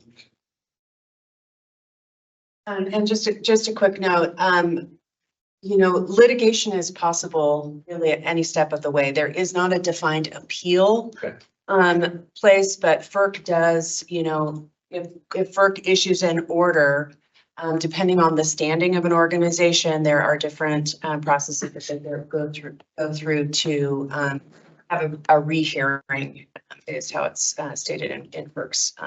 But litigation is possible at you know, at any point in time. Thank you. I would just reiterate Minnie's point about communication. I know the videos that were created as we were thinking about the decision here were super helpful in distilling key points for folks. And I think that could be a really valuable way to help us relay the decisions that are made to those that are coming. So I'd encourage to be that way if possible. That's great. I'm sure Adam's taking note. One did such a great job on that. We want to know more even. One note that I wanted to drive home is that this plan is a living document. It will continue to be updated, and presumably as we get closer in time to various steps, we'll have more detail on real specific timelines, decision points, and opportunities for engagement. Thanks. And there is action on here. So do we want to just looking to approve this plan? Is that correct? Are you looking for? Yeah, our request this evening was for feedback on the approach, and ultimately our recommendation was for the board to approve this draft as presented, knowing that again, it will be continue to be updated as we move through the process. Move to approve the plan as presented. Second. By Carlson, second by Brown. Discussion. All in support, say aye. Aye. Thanks. Thank you very much.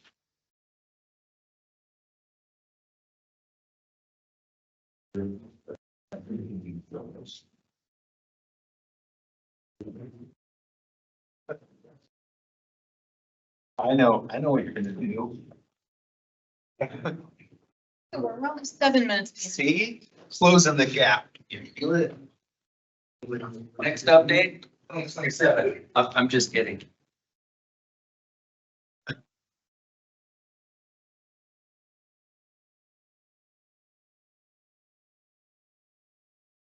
That, yeah. President McCray, commissioners, good evening.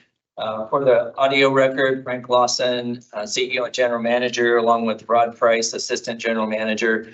We're here this evening to discuss the 2024 annual organizational goals. The objective this evening is part of a process that's defined in board policy that really states that the board will identify what your priorities are for the upcoming year. The general manager will interpret and try to mind meld with the board to figure out what that looks like and present back to you for board approval, what the 2024 objectives look like. And that's described in your board policy BL4. This is really an ongoing iterative process where we use feedback throughout the year, our quarterly reporting, management and staff look at opportunities that we see internally. We had a discussion last month with the board around some of the areas of opportunity that we see as well as what you see. And we're bringing back a proposal this evening for the board's consideration as far as this upcoming year's annual objectives. We're trying to align those objectives with sort of three overarching business priorities. The first one is to recognize that our mission, our ongoing 24/7, 365 mission is to provide essential services to our community. We recognize that and see that as an important part of what we do day in and day out. And in fact, a prerequisite to the strategic pursuits that we have positioning the utility going forward. The optimizing energy delivery as well as resiliency, those are both identified in the strategic plan that this commission has worked on throughout a number of years. Oftentimes we have referred to those as the two big ones. One really centered on energy, the other centered on both water and electric delivery going forward. In your packet, there were 7 goals that were presented for 2024. These are not the full text. I We do have the full text available in the slide deck in case commissioners would like to get into specific wording. Again, the first few ongoing operational effectiveness, this is about continuous improvement. This is a prerequisite for a lot of our strategic pursuits.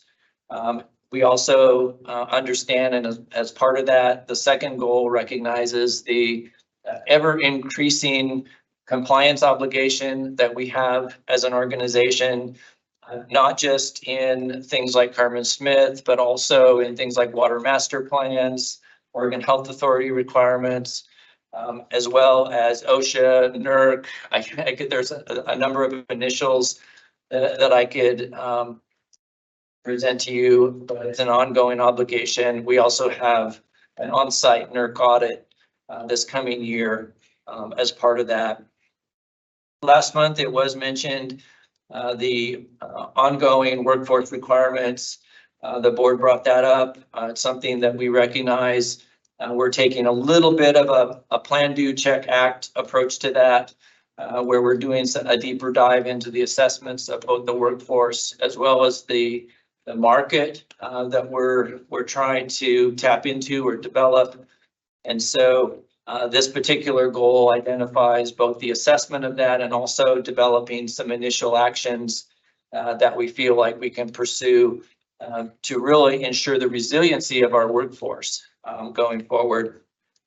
The SAP work, really EES, is pretty foundational for both our continuing business operations as well as our future strategic positioning, in particular the dynamics of which we're going to get into relative to the next goal, which is to start to launch into rate design, is particularly important as part of that. And then goal number 6 centers around the integrated resource planning work that we did this last year.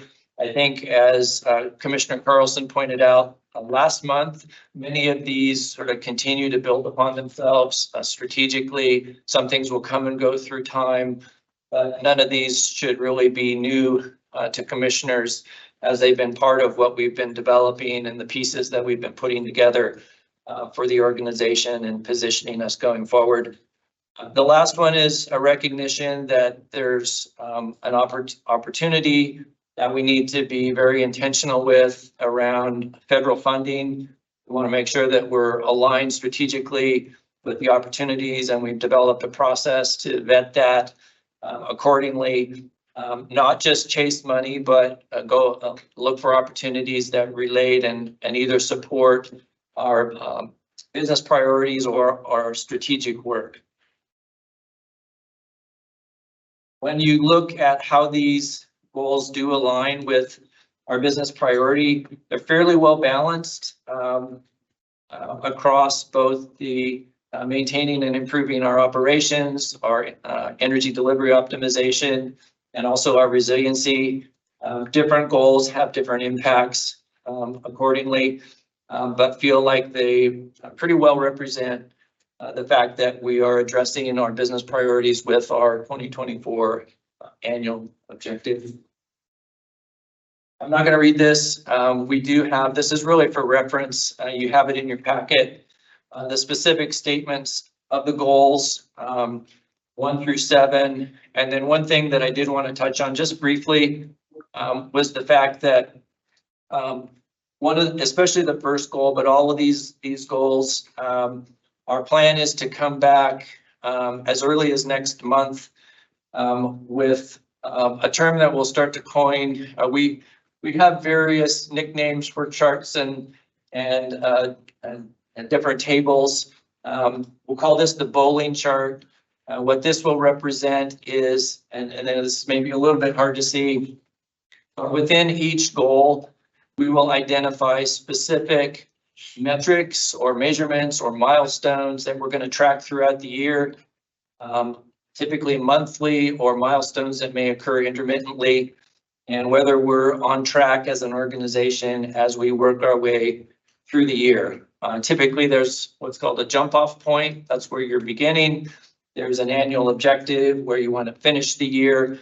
And as an organization, as a leadership and executive team, we'll be reviewing as we go throughout the year where we stand on those particular metrics. But those will not emphatically, explicitly stated in the goals. Those we will bring back. Should the board approve the goals this evening, we will then bring back as part of our reporting what we're using to prove to you that we are making progress on those goals as we progress throughout the year. With that, this is an action item. So we would propose either that you move to adopt these annual goals as developed by both you and us, or that you make a motion to approve those with some sort of inserted amendment should the board feel like there's something that you wish to change. With that, President McCray, I'll turn it back to you.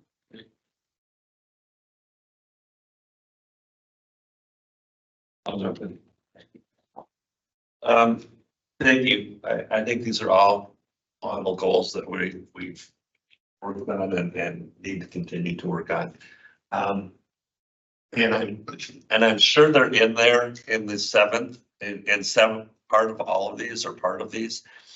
But where would our climate goals live in these seven? And specifically, what bowling chart are our climate goals gonna land in? I can see them landing in a few, but I didn't see it really identified in our goals going forward, but I know it's something that we've worked on quite a bit.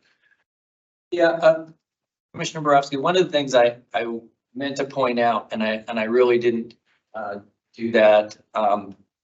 All of these goals are preferenced by this statement at the top, which says consistent with board direction, policies, business priorities, and organizational values, we will pursue these. We will pursue those in that context. So they will either appear as an explicit item that we're tracking as part of that, or they provide the guideposts as we pursue that goal. And it's not just the item related to, say, SD15, our climate goals, but also our DEI work and all the other board policies. And so those will be reflected one way or another, either in the bowling chart, but all of these goals have that as a premise, that we're going to pursue these goals in the context of the guidance that you've provided.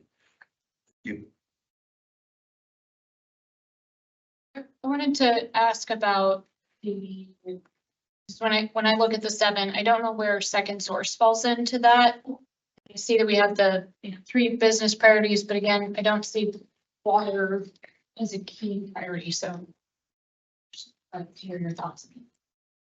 Yeah, so the under the first objective, we have specific measurements and milestones around our type 2 and type 3 projects. That particular project that you mentioned is a type 3, so it would get its own special attention. As well as things such as a water master plan would be that. So it's not sort of separately stated, but it's recognized that anything that's a type 2 or type 3, which has strategic significance, is monitored as part of that. So it's in that section and not the resiliency section specifically, although there's crossover. Yeah, it has more than one benefit, resiliency being a key piece of that.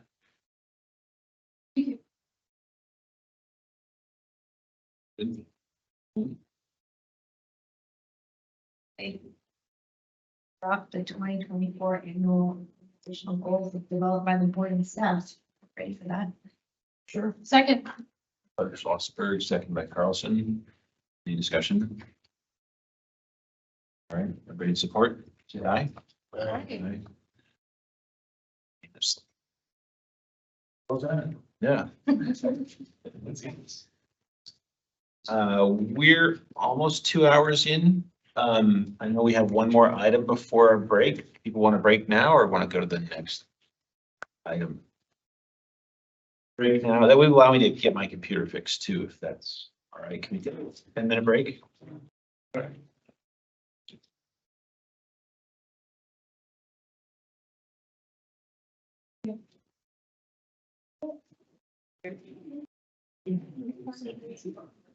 Friendly idea. If I had the meeting ID,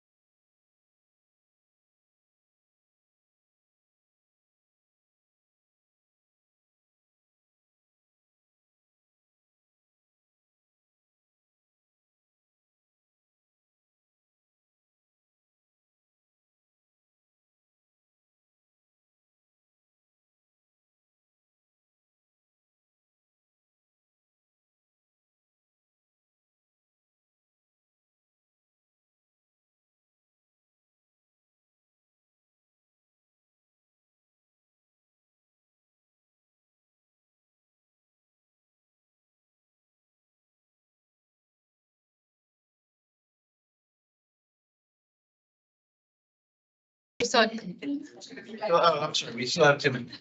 All right. Jumping the gun. go.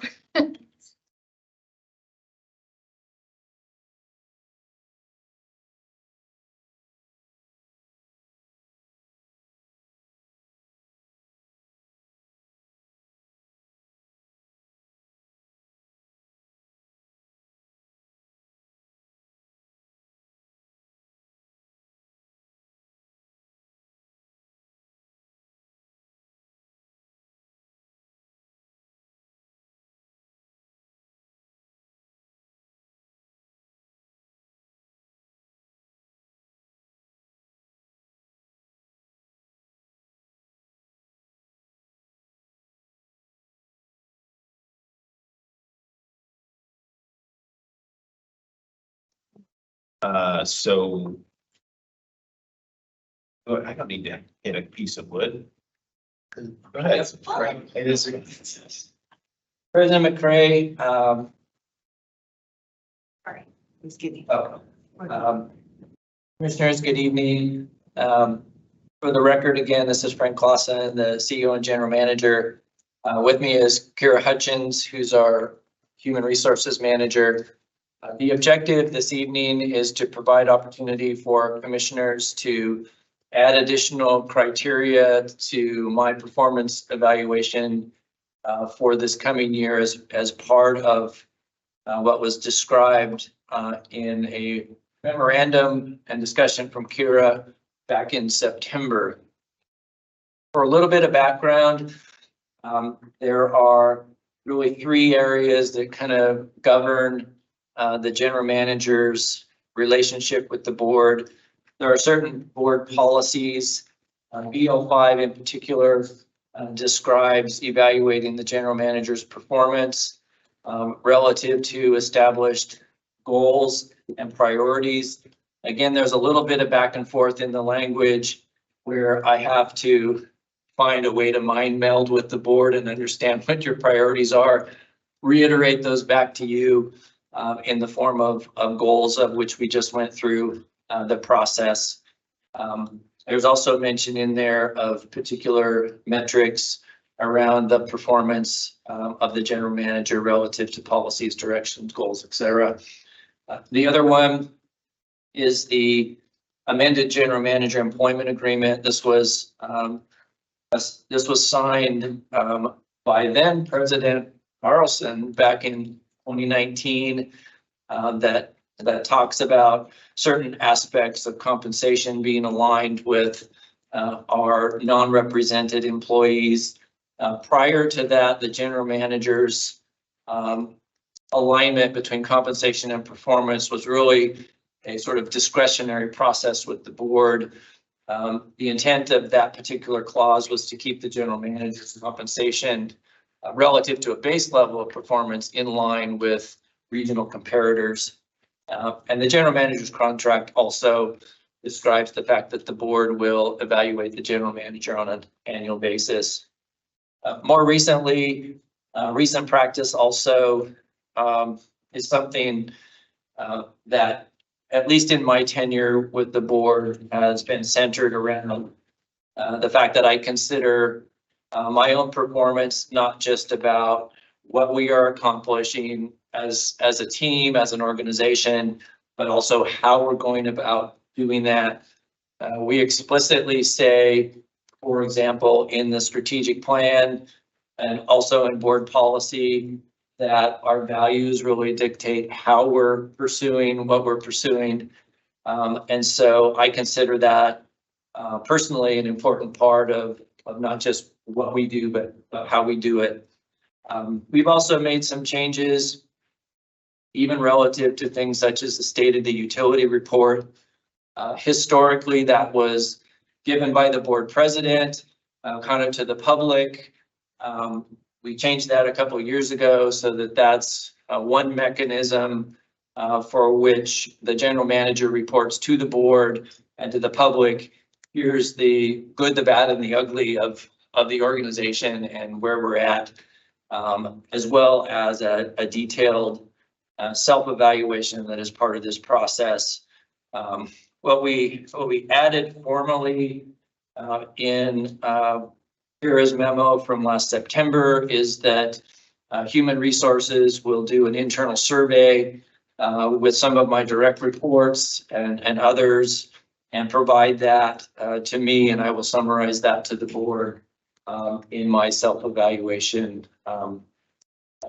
as part of that process.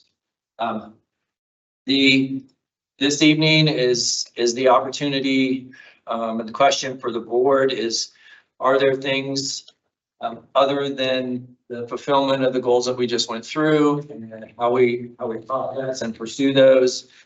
Again, not just what we're pursuing, but the method of which we're pursuing those, that the board would want to add criteria to my performance for this upcoming year. And this is an opportunity for the board to discuss and identify what those areas might be.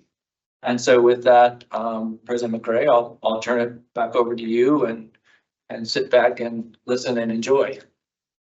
It's be fun. Thanks, Frank. Any questions?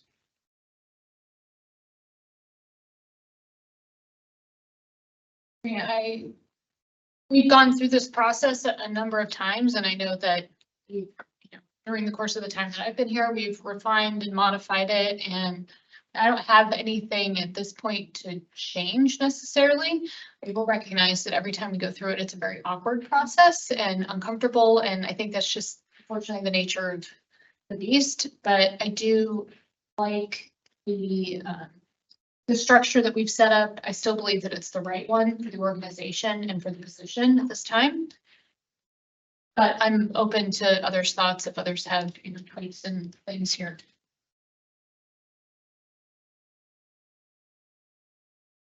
At this point for this year, I'm fine with this process. And I do know every year I feel like kind of flip flop a little bit about like, should we add this or what is it going to look like? I don't know. It always feels a little confusing to me.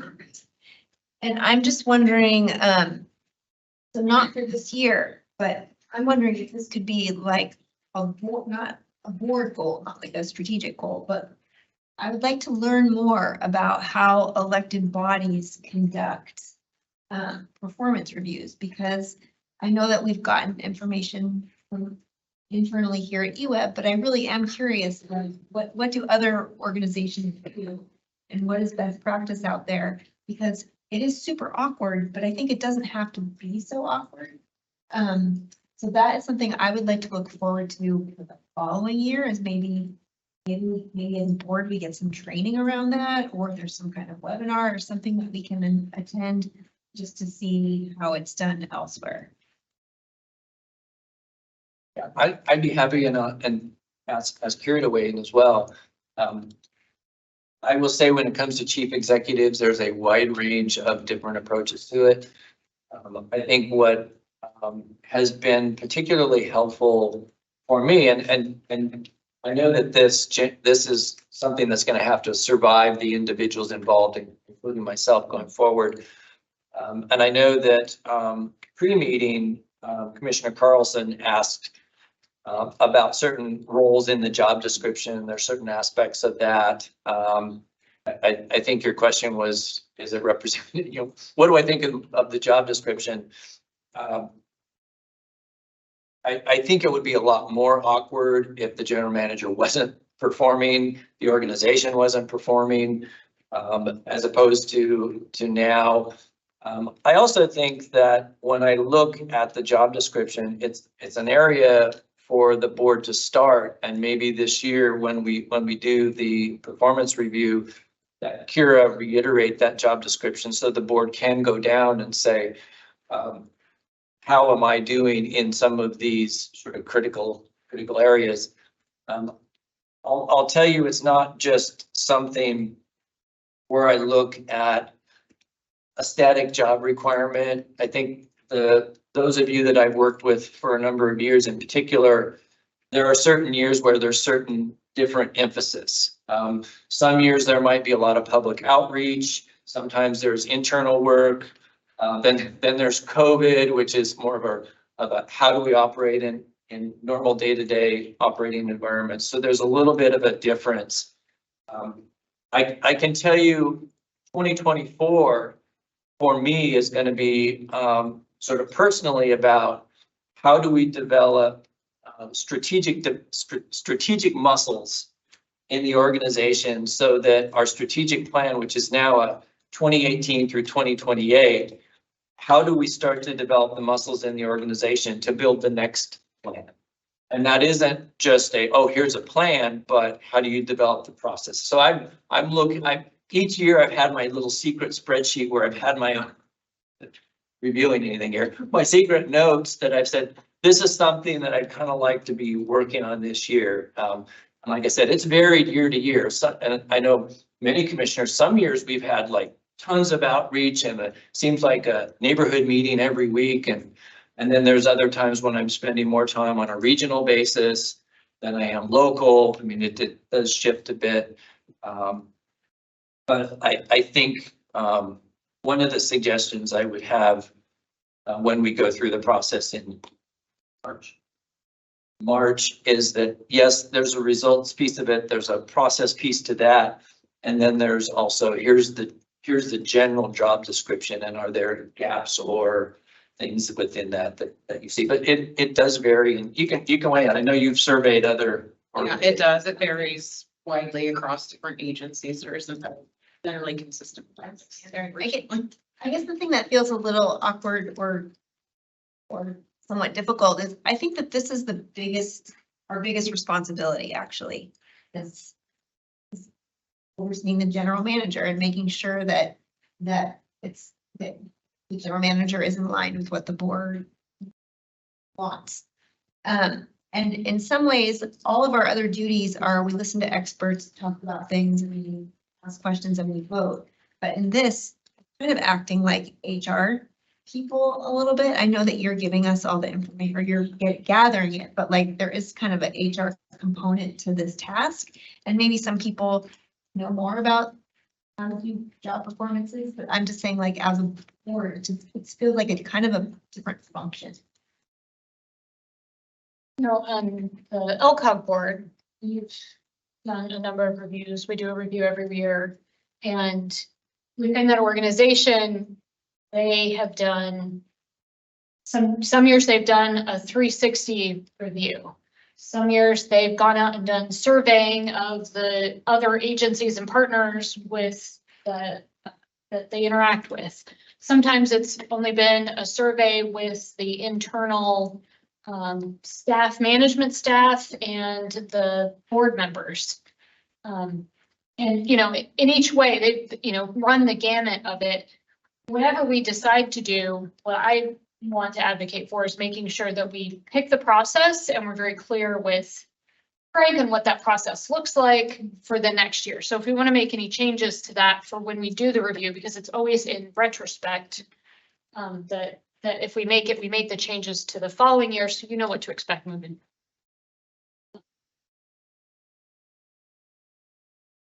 So I've got a question. I mean, one, I have a question on the 360 review. Is that anonymous? The stakeholder survey, Yeah. yes. Okay. It would be the responses would be compiled. Right. Okay, good. And then you mentioned that it was the key report.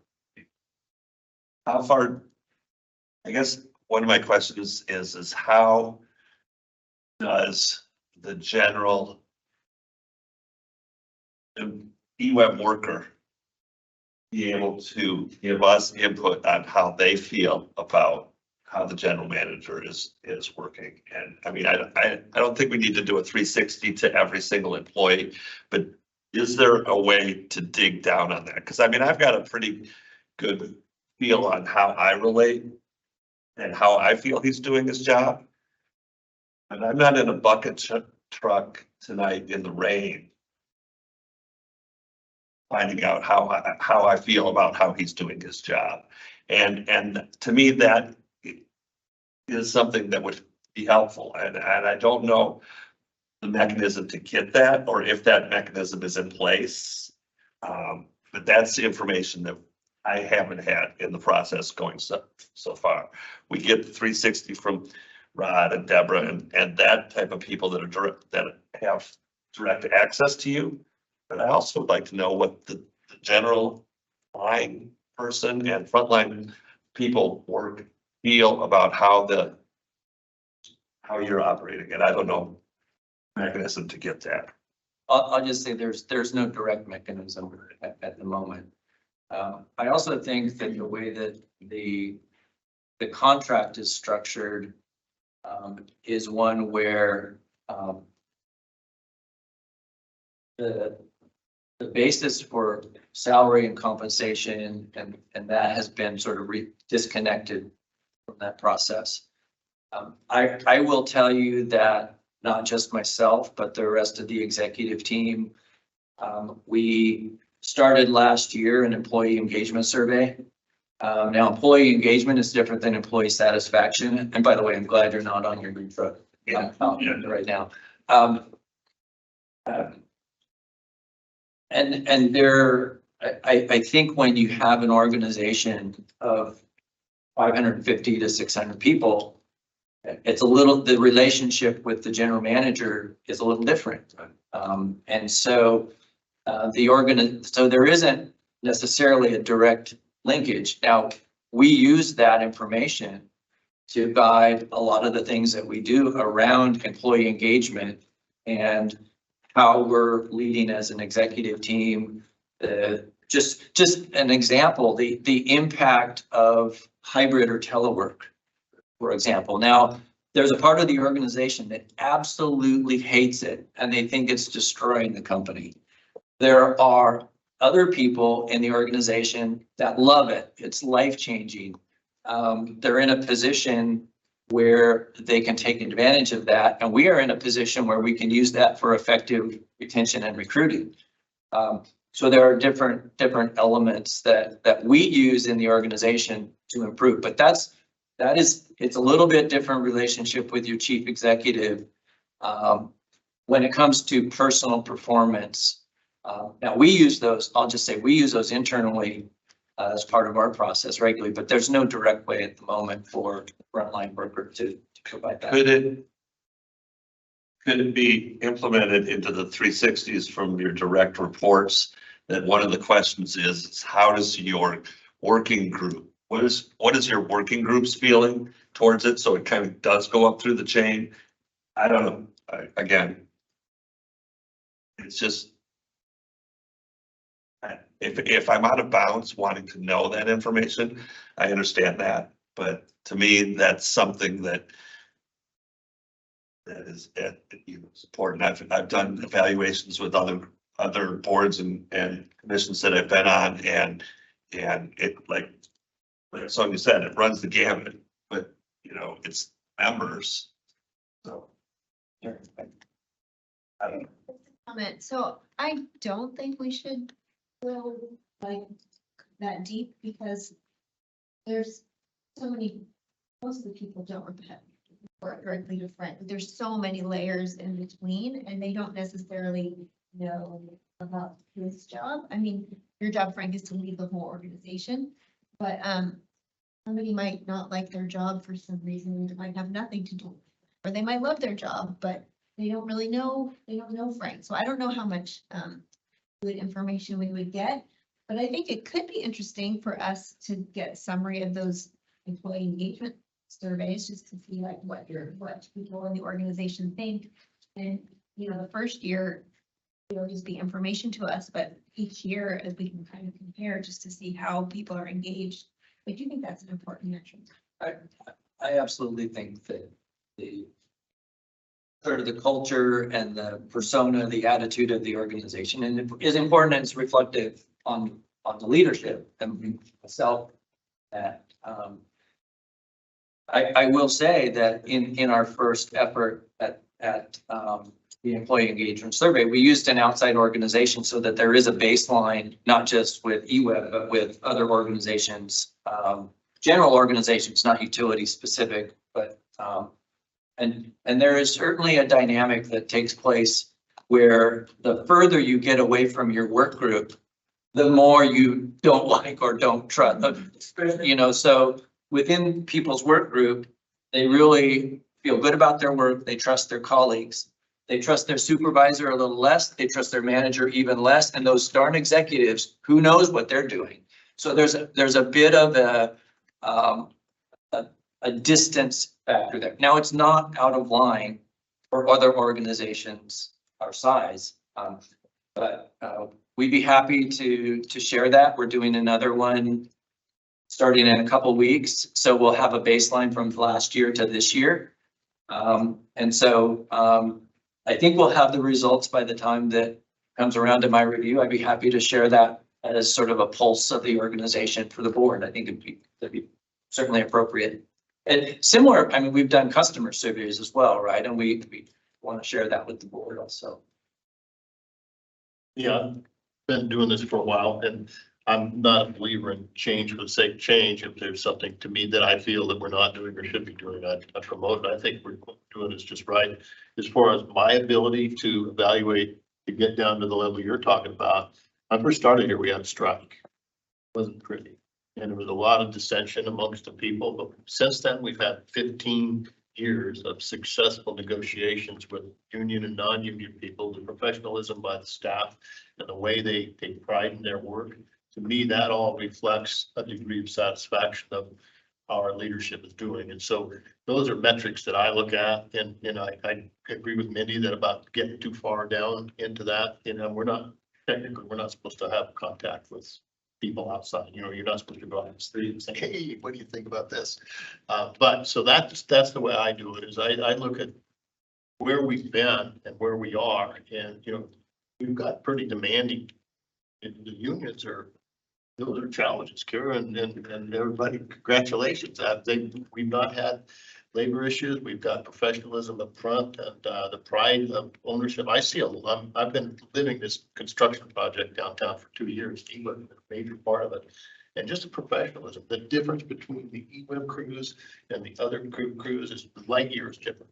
And that's because they like their job. It's a career, it's not just a job. And so I think that is from the top down. And so to me, I'm very satisfied with even what I get through those observations. So.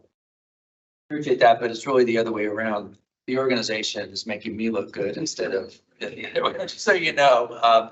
The same with the union negotiations. All those are reflective both of union and membership and leadership thereof, and also the members of the EWEB team, many of, Karen and Rod and Kira being, well, some others being really significant parts of that. And so I think if there are areas when we get to the point that the board is particularly interested in, I would be happy to research or share the areas of opportunity, the strengths and weaknesses as I see them. I know that that's from my perspective. And I think as Commissioner McCray has pointed out a couple times, that this whatever system sometimes has to go beyond the individuals that are here now. I think we're a highly functioning group, but we also have to set this up so that if it wasn't that way, that there are certain things that can happen. And in fact, board policies are set up that way also. If, for example, whoever is the chief executive in charge of workforce services or HR, whatever the equivalent title is, has direct line to the board, both on evaluation criteria, as well as if there's issues with the general manager. And the same holds for the chief financial officer. If for some reason there's worries that I'm participating in mismanagement of public funds in some way, that this board has direct line and authority to meet with the chief financial officer. So there are some protections built in. Just to follow up on that a little bit, because I think what you're asking is what is the employee's perspective of Frank, perhaps, and so if the position description is pretty clear about the role of general manager and how it board delegates, and then from there the Frank's job is to take that and delegate to the utility as a whole, right? And so you're probably not going to find what you're looking for to Commissioner Schlossberg's point that if you go to individuals, you're not gonna see what you're looking for. But I think, Commissioner Brown talks about the values he's seeing demonstrated, right? You see the staff come up, you're seeing the reports, all these things that have been put in place and are translated through the values. I think you're seeing demonstrated through these kind of things. And so I think you are getting the aggregate and pretty solid opinion of what people feel about the organization and how Frank's leading the organization. So to me, that's kind of how this is set up, effectiveness. It's not a popularity contest because I can speak from my point of view now, failing after, I'm not always popular. So, okay. But does that mean we're not effective? No. Frank's very popular, I'll just say that. It's At least with Rod. It's performance of the year. I'm not even sure. You're not popular but effective, but he's popular and not effective. Is that what you're saying? I didn't say that. I just think it's popular. Wow. I've been called a lot of things. Twisting of words. Thanks, Rod. I agree with Sonia that it's important that we be consistent and fair to you in terms of our methodology being the same. I actually feel like the methodology we're using is really pretty good, given that it's still awkward, but I think there's not much way to avoid that. I'm most interested in the feedback from your direct reports. And so I'm really grateful that we're doing some outreach to collect feedback from that group. And is that correct here? That it's direct reports primarily that you're Stakeholders, Okay. stakeholders that have worked with Frank. Okay, yeah, that's super helpful. There's certain, sorry to interrupt, President McCray. It's direct reports of executives, then as well as some of my sort of Jason Huser, for example, is a direct report. So there's some of those. And then there's certain managers that I work with more than others. So it's kind of a conglomeration of that group.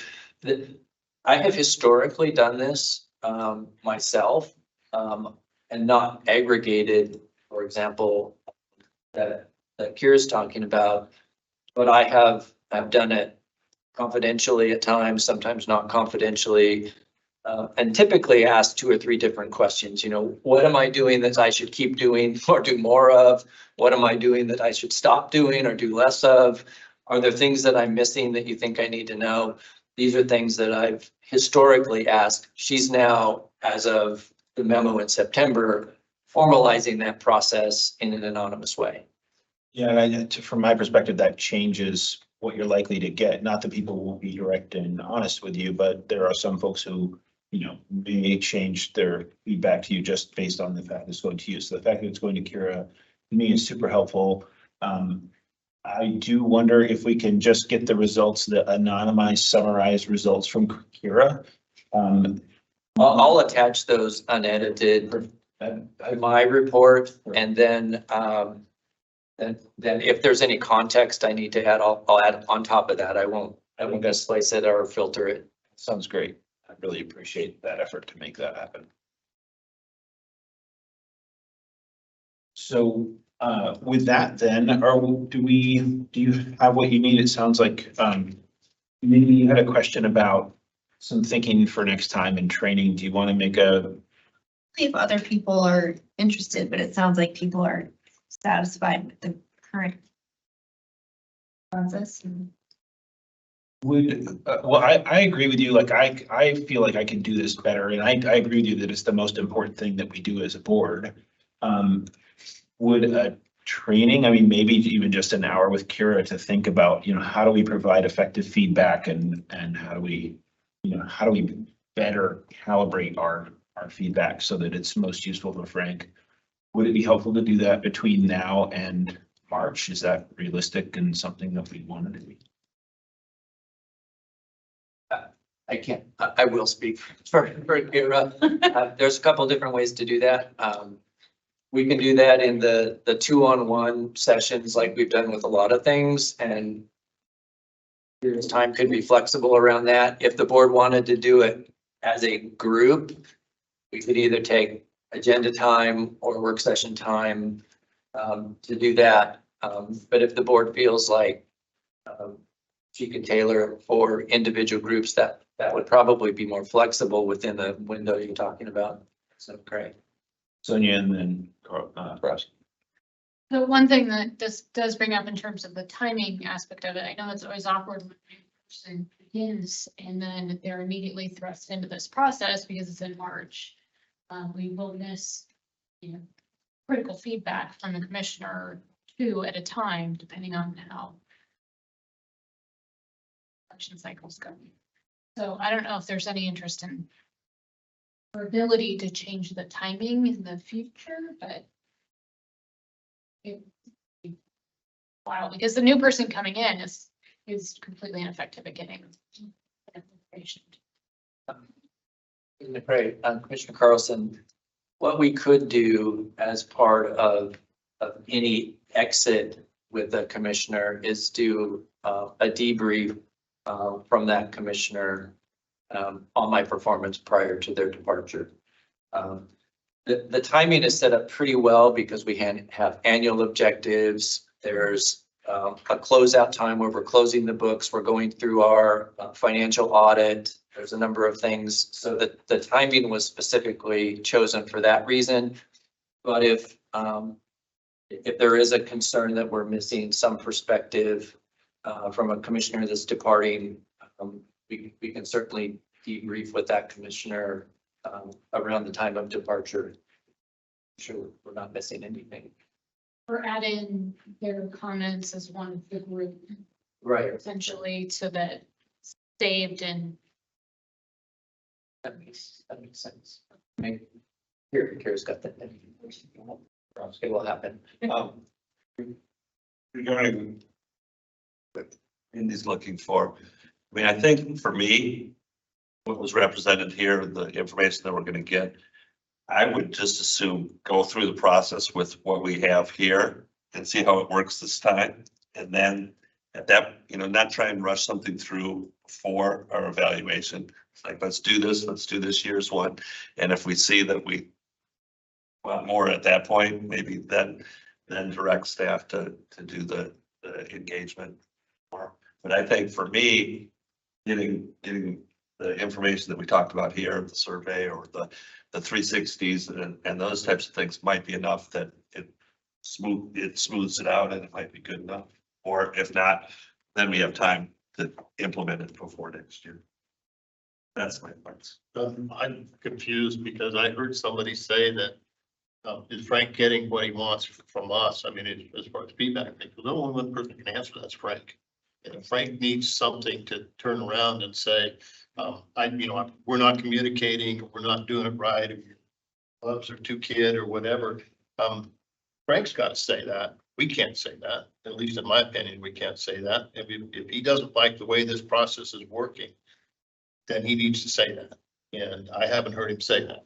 And so if you want more from us, if you want more feedback, more deep dive, then say it. And if not, and if we're satisfied with the process, and I'm like John, I'm ready to move on with the process we have. But if you want more from us, or you think we're not doing it, tell us. I don't want you to do it. No, I'm just kidding. I know that. We can't answer it. I've heard things that I'm comfortable with, Commissioner Brown. I think the board is interested in not just my relationship with the board, but my relationship with my direct reports and how the internal operation is progressing. And I'm comfortable with that. This particular timing associated with the goals, what I haven't heard is that, we also want to measure you on this XYZ metric that goes along with something that's different than what we're pursuing as an organization and how we're pursuing it. So I didn't hear any kind of student body left associated with that. I heard, yes, we're interested in your relationship with your executives, direct reports as part of this process. I'm comfortable with that. I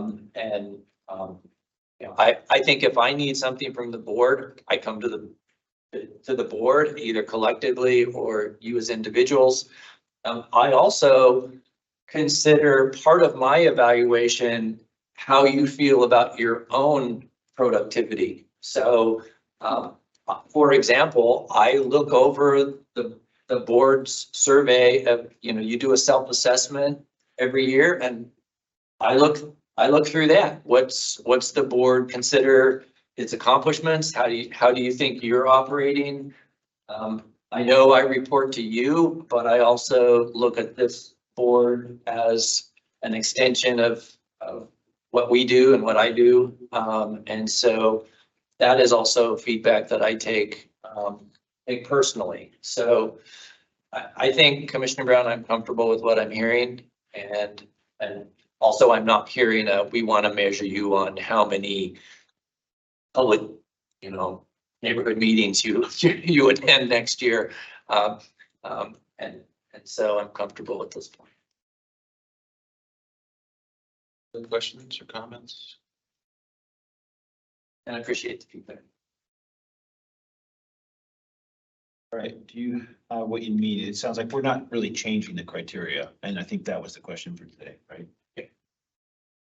We're not proposing a change in criteria for next year or motion in that direction.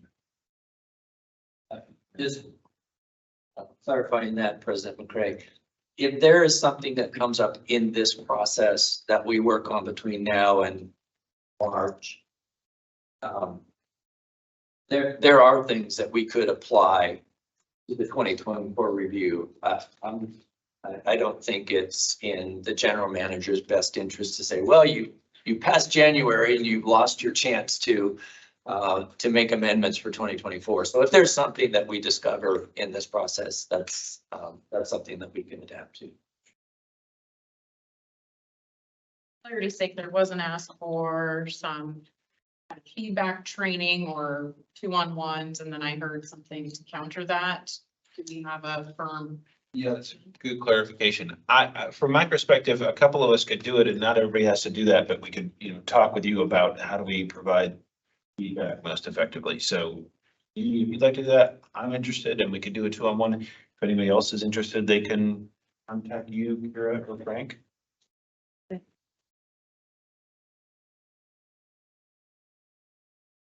Anything else? Next item.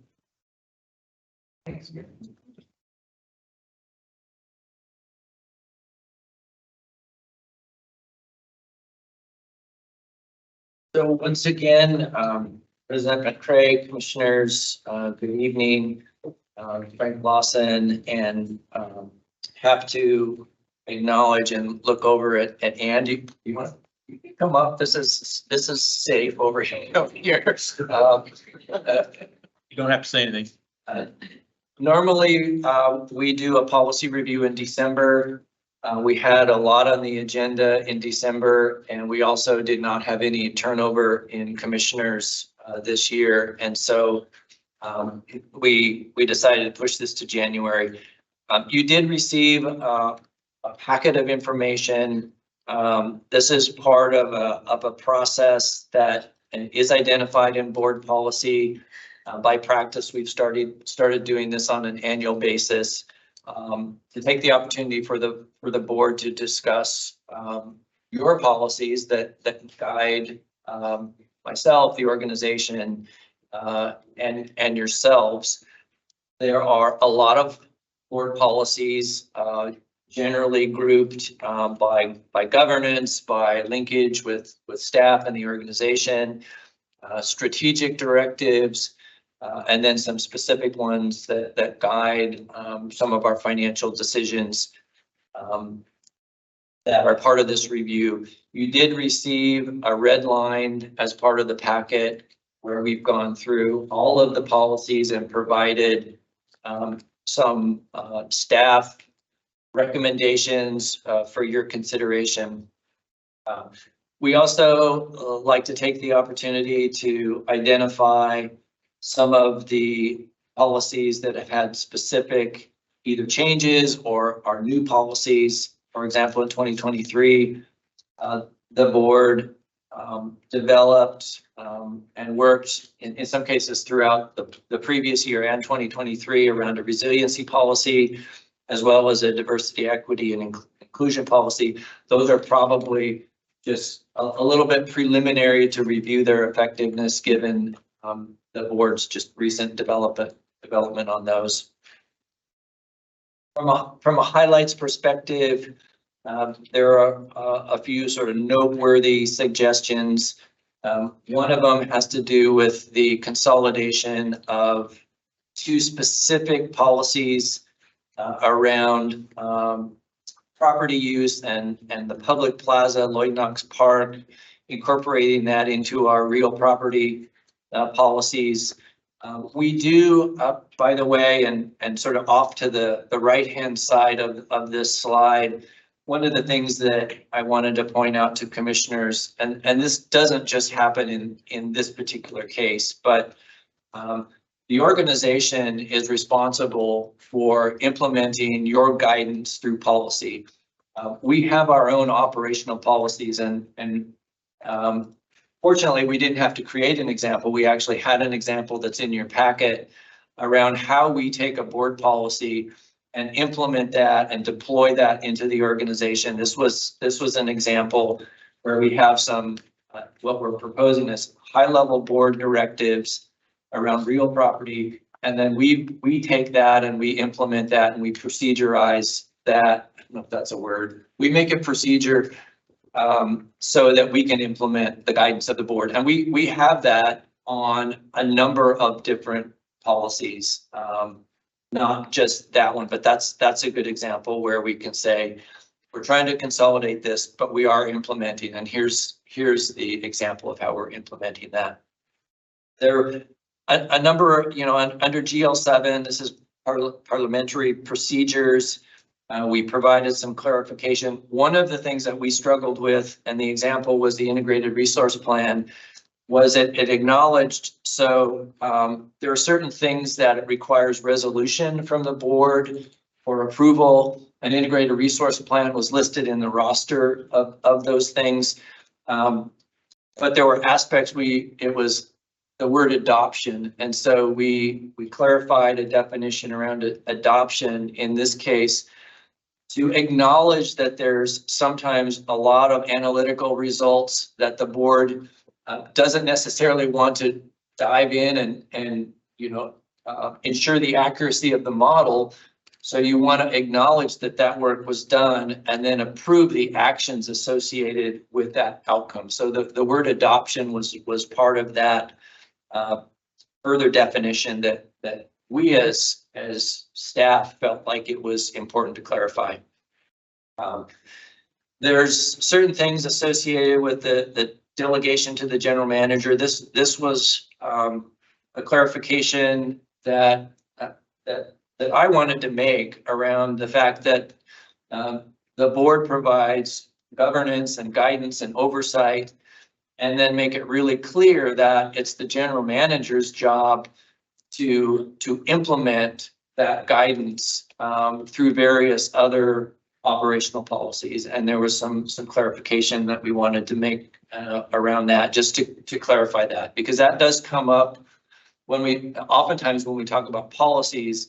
It's like, well, how are we going to implement this? Well, it's the general manager's job to implement that policy and create the mechanisms to do that.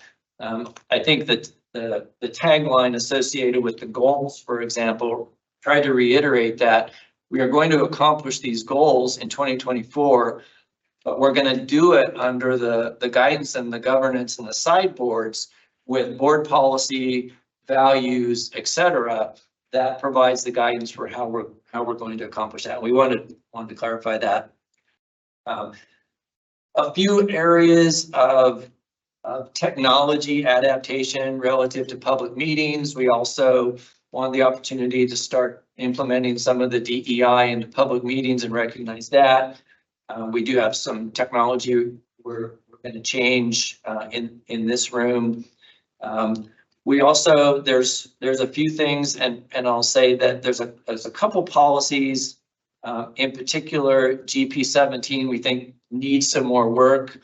The title of that right now is board use of email. It's really board use of electronic media And I'll give you an example. If we're sitting here in this room and we're talking about EWEB things, and you get a text message from somebody that you're interacting with on an EWEB issue, technically that's public record, even though it's your text message, or if you're texting each other during the course of a meeting, that's in essence public record. So there's some things that we need to clarify around that, just so that the board is clear, and we're all clear on what's a public record and what isn't in the case of electronic communications. I have the same thing. In fact, if there's something that happens in the field and Rod sends me a text message, then I have the habit of I'll record that and I'll email that to Ann as just part of the public record. It was an EWEB issue. It came up. It was a text message that I received. So there's some updates to that particular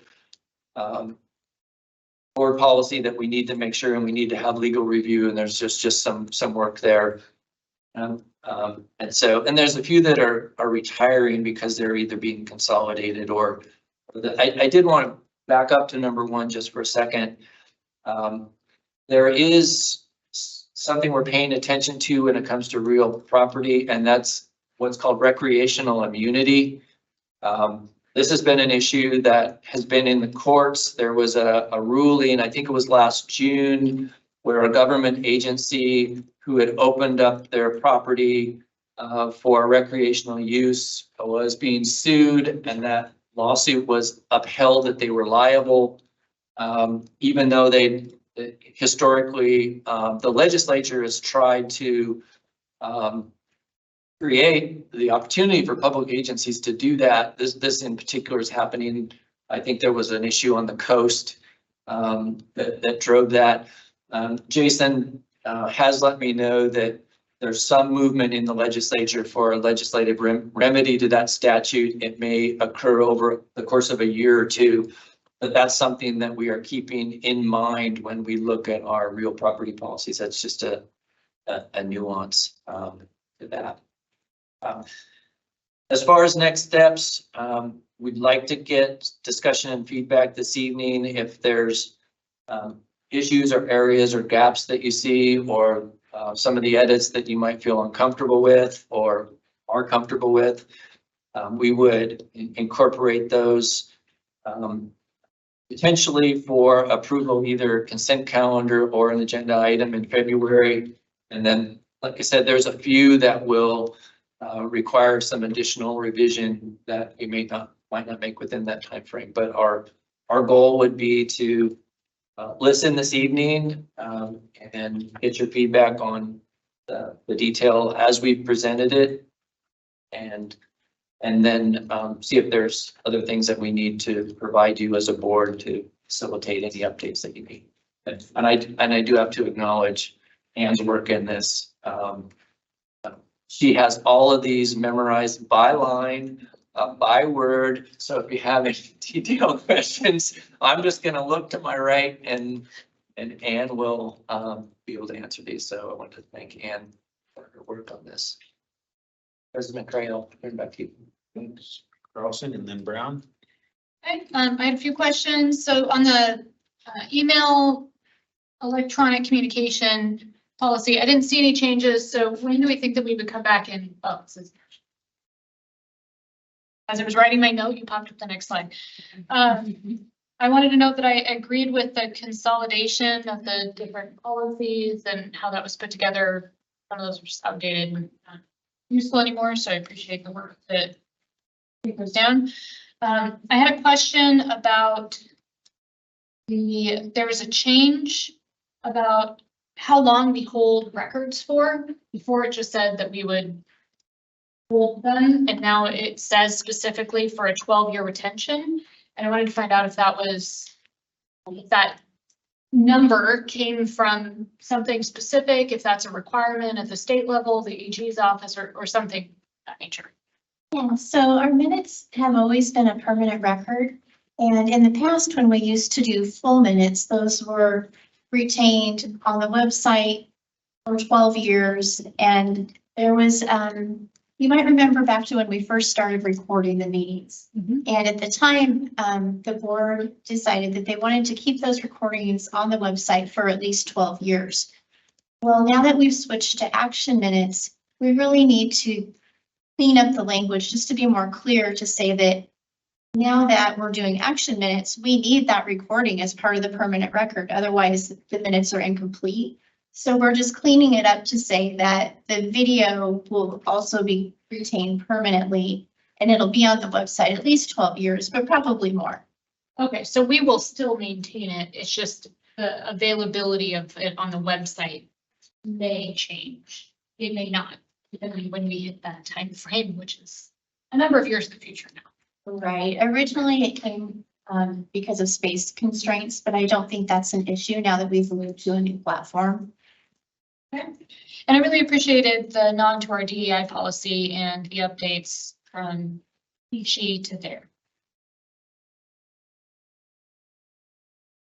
Yeah, on the real property, I just a question. I know that the majority of the hiking trails on the Oregon coast have been closed because of that court ruling, because of the liability.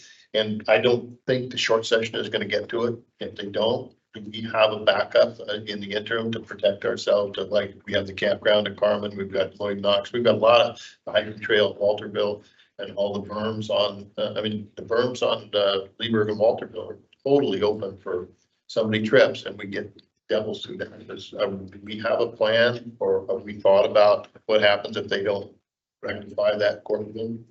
We've certainly thought about it. I don't know about a specific plan. Look at Rod. I do know in my conversation this afternoon with Jason, he felt like it was something that they would at least initially try to cover in the short session.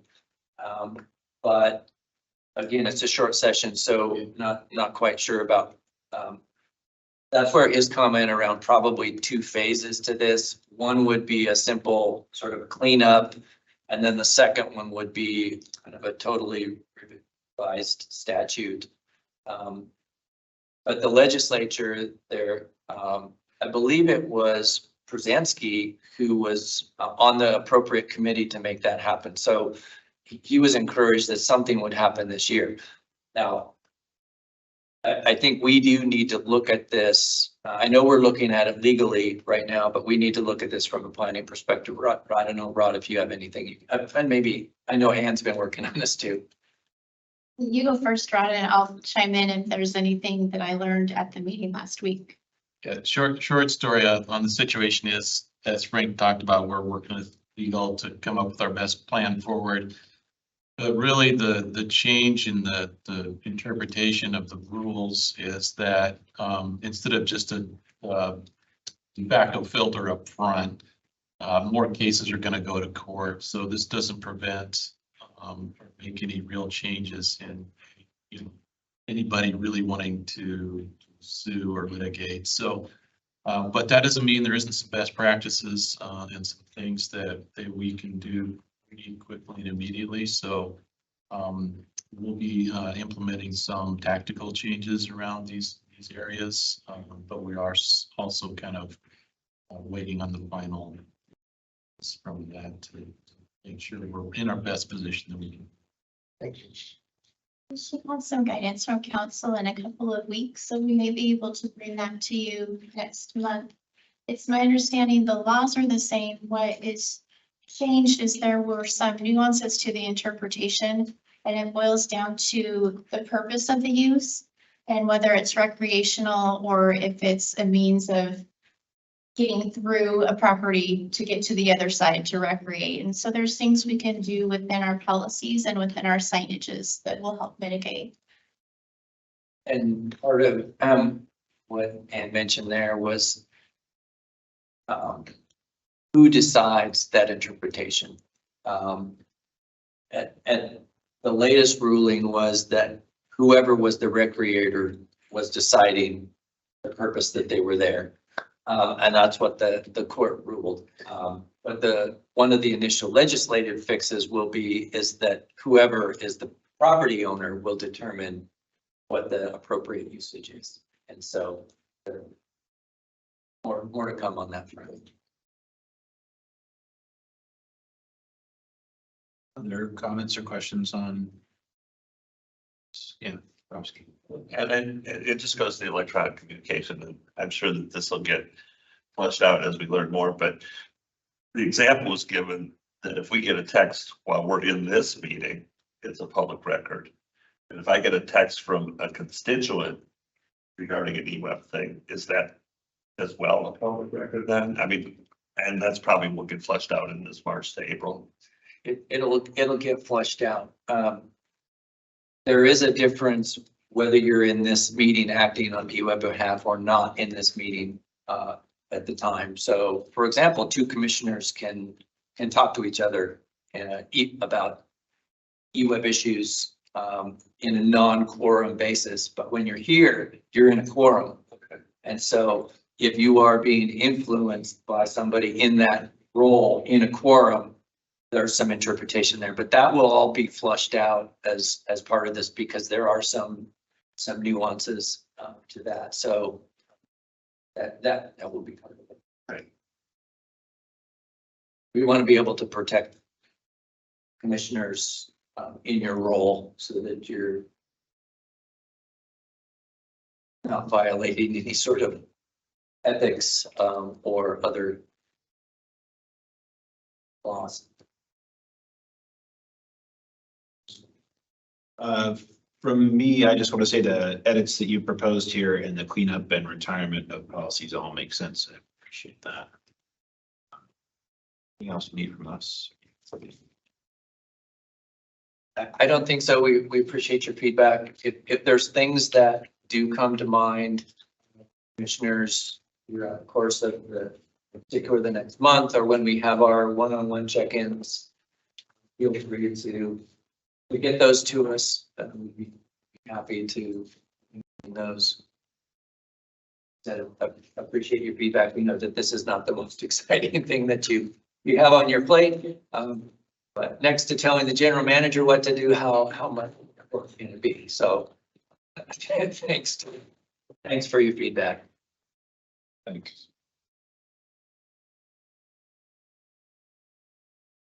So future board agendas, you gonna walk us through that? The only thing that I will add is that there are two upcoming information sessions on the 22nd and the 25th. They were not in the board agenda report. Those are at the Amazon Community Center. They are College Hill Information Centers.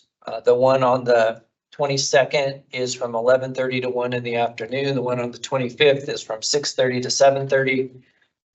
In particular, that's your area, Commissioner McCray. Those are general information sessions for the public on the status of College Hill. Hilliard Community Center. What did I say? You said Amazon, just. Oh, Hilliard, yeah, it's the Hilliard Community Center in Amazon Park, 2830 Hilliard Street. Staff send an invite to us. Yeah, we'll make sure that we get you an invite. That was the only thing I had to add to the report. Yeah, Browski. The question, there's a tentative work session in February on the 20th. If that were to happen, I would be out of town.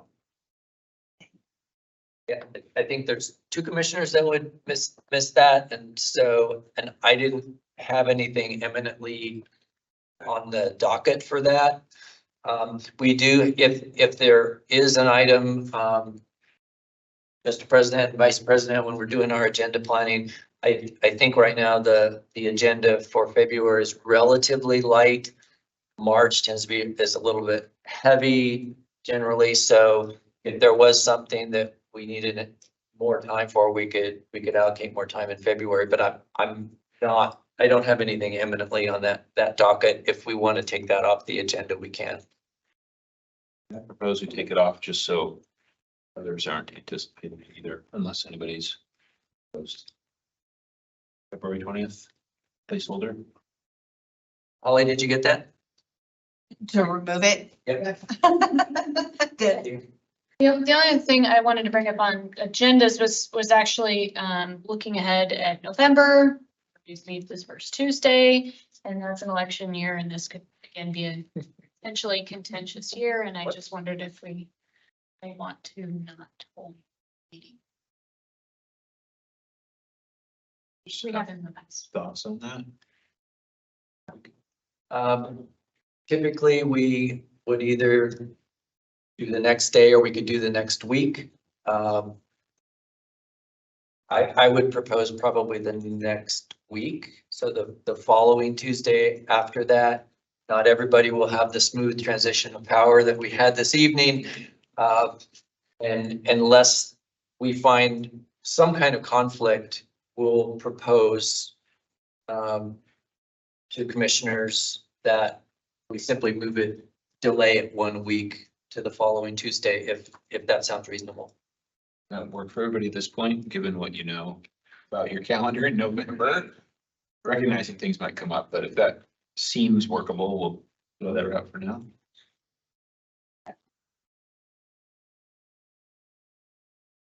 All right, so bumping that one back a week. Thank you. Other items on future agendas? I don't know how you all feel. Mindy and I have both been proponents of a larger number of meetings that are a little bit shorter. If folks are amenable to that, is that something that you're open to, prefer not to do? That'd be the way I'd be inclined to go, but I don't want to pose that on others like John Brown. Tell me what you just said. How do you feel about more work sessions to spread out our time together into more meetings that are shorter instead of meetings that go till 9? Well, logistics, I mean, to me, the logistics of tying up 3 nights a week or a month versus one doesn't work as good for me as it does this one, because right now I've got the first Tuesday of every month blocked out and everything else. And then if you do that and you complicate that with vacations and work and all those other things, or not to. My vote would not to do that, because I mean, it's kind of like mobilization. You get staff ready and boards ready, and they know what to do. If they got to do something every other week, I'd defer to management. See what that would do to staff and efficiencies. More meetings, because just because they're supposed to be shorter doesn't mean they are shorter. We got some pretty heavy lifting coming up. We have a lot of public input. Yeah, Sonia and then John and Frank. If there is a month here and there that we need to have it because we have, a very large agenda, or we have something that's very meaty that requires other public input. This last couple of years have been really full. So, I think it made sense for that, but if we can't do that, I would appreciate it, because I have so few nights with my family at this point that get another meeting where I don't get time is. John. For me, I like to do a work session on like I said, on a meaty topic where it's a one topic work session. Right. And I can foresee that, because 3 minutes on some of these things just isn't enough.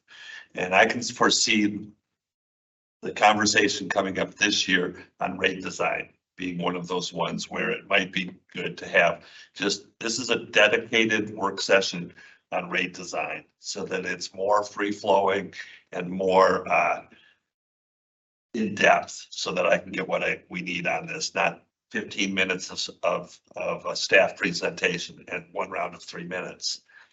That, to me, are the type of work sessions that I would be in favor of. But just to have shorter board meetings and do 2, split this meeting into 2 meetings, I'm not for that. But on meaty subjects, very helpful for me. Great. And I just saw headlines on the work session support for that. I was going to say it's topical. If there's an issue that And it's not just the amount of time. I think what becomes valuable staff is to hear the board debate and to hear different perspectives and commissioners actually, interact. It's not just interacting with staff on a presentation or a Q&A, but it's here's something to truly wrestle with the pros and cons of. And we can lay this out as staff, but there are times when commissioners need to deliberate amongst yourselves. And so rate design is probably a good example of that. There may be some others that we would want to take the opportunity to do that. But from a staff perspective, I think it's more topical than it is workload or effort. It's all workload or effort, but I think where it makes the most sense is where we would get the most value is where there's a meaty subject, where there's a deliberation that's needed. I agree. Definitely think it's topical. And I also want to put a plug in occasionally as appropriate, those 2-on-2 meetings that we've had, a few of them this past year. And to me, those have been really helpful. Again, I know it's a lot of staff time, but it just provides us with a lot of background information that we can be prepared talking about it in a. And I'll say that staff gets a lot out of those as well. It's an opportunity for staff to sit down with commissioners and have an exchange of information. This is not just over your absorption. It's a chance for staff to interact with commissioners on an individual or small group basis. And there's probably a combination of things. And since you brought up rate design, there might be some background material where we meet 2-on-1 with different rate design concepts. And then the board can deliberate more as a group in a work session. So I think while it's work, I think also there's a lot of benefit to staff to have those 1-on-1, 2-on-1 kind of interactions. And so we'll continue to use that as we need to going forward. It sounds like the board's receptive to that. The challenge is coordinating all your schedules, but I don't personally have to deal with that. So I don't. You're evaluating. I guess I'll deal with it from now on. Yeah. Other items on future board agendas? Sorry, I didn't bring this up earlier. So I've heard from in the city that the city's looking for new sources of revenue. Basically on your schedule that you have a meeting with Sarah Maderi and others in leadership of the city. And if there's any efforts by city leadership and others to utility tax or anything to affect our bill, I would hope that we could bring that to the board as soon as possible, because I think that's something, at least for me, that would be very important and very challenging for me to accept. So if that's a true rumor, I know that's on your schedule, but I don't know, it just talks about billing. And so I don't know if that's a hidden message or what, but I just would like to know where you don't have to tell me what it's about, but if it is something about billing. I don't know all the details of what it's about, Commissioner. I do know that the city has broached the subject. I think it was with our last leadership meeting that the city is looking for different sources of revenue. EWEB is an option as a billing agent for that. I can tell this board that is not a decision that I would make, that I would defer that ultimate decision to this board. The discussion may be around the mechanics of what that would look like, but I don't know all those details, but that's the general subject of it. But I would bring whatever request that the city makes of us regarding anything that affects our bill, I would bring back to this board. Yeah, because you just said that you guys have talked about it before, and this is the first I've heard of it.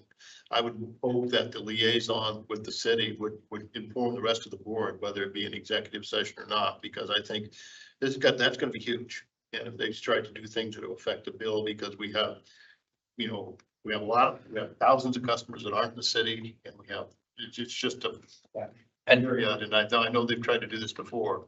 when I say before, it's been on or off for years. Yeah. So that's when I say before, and we know that there's a revenue committee that is looking at different options. So I would, the message to this group is that if there's something that the city requests that affects the EWEB bill, that I would bring that to this board. I really appreciate that. Thank you. Really quick, on the way over here today, on the radio, I heard that KLCC is doing some feature story or interview with EWEB tomorrow. At 2:00, I think. I don't know if it's airing tomorrow, or I think that's the one that Aaron Orlovsky already did, so it's probably airing tomorrow. Okay. So I think it has to do with a number of different subjects. It's probably true. Yeah. And just going to Commissioner Brown's comment, I sit on that revenue committee. That it's not a revenue committee, it's the city manager gathering information on revenue options. And that's where it's at this point. As far as it being brought to us in our liaisons, it wasn't brought up in that meeting. So if that were, we would report it to you. It was after that it's being put out there, and the city is in a financial situation that they need to address, and they're looking at every option on the table. And so that's the level it's at now.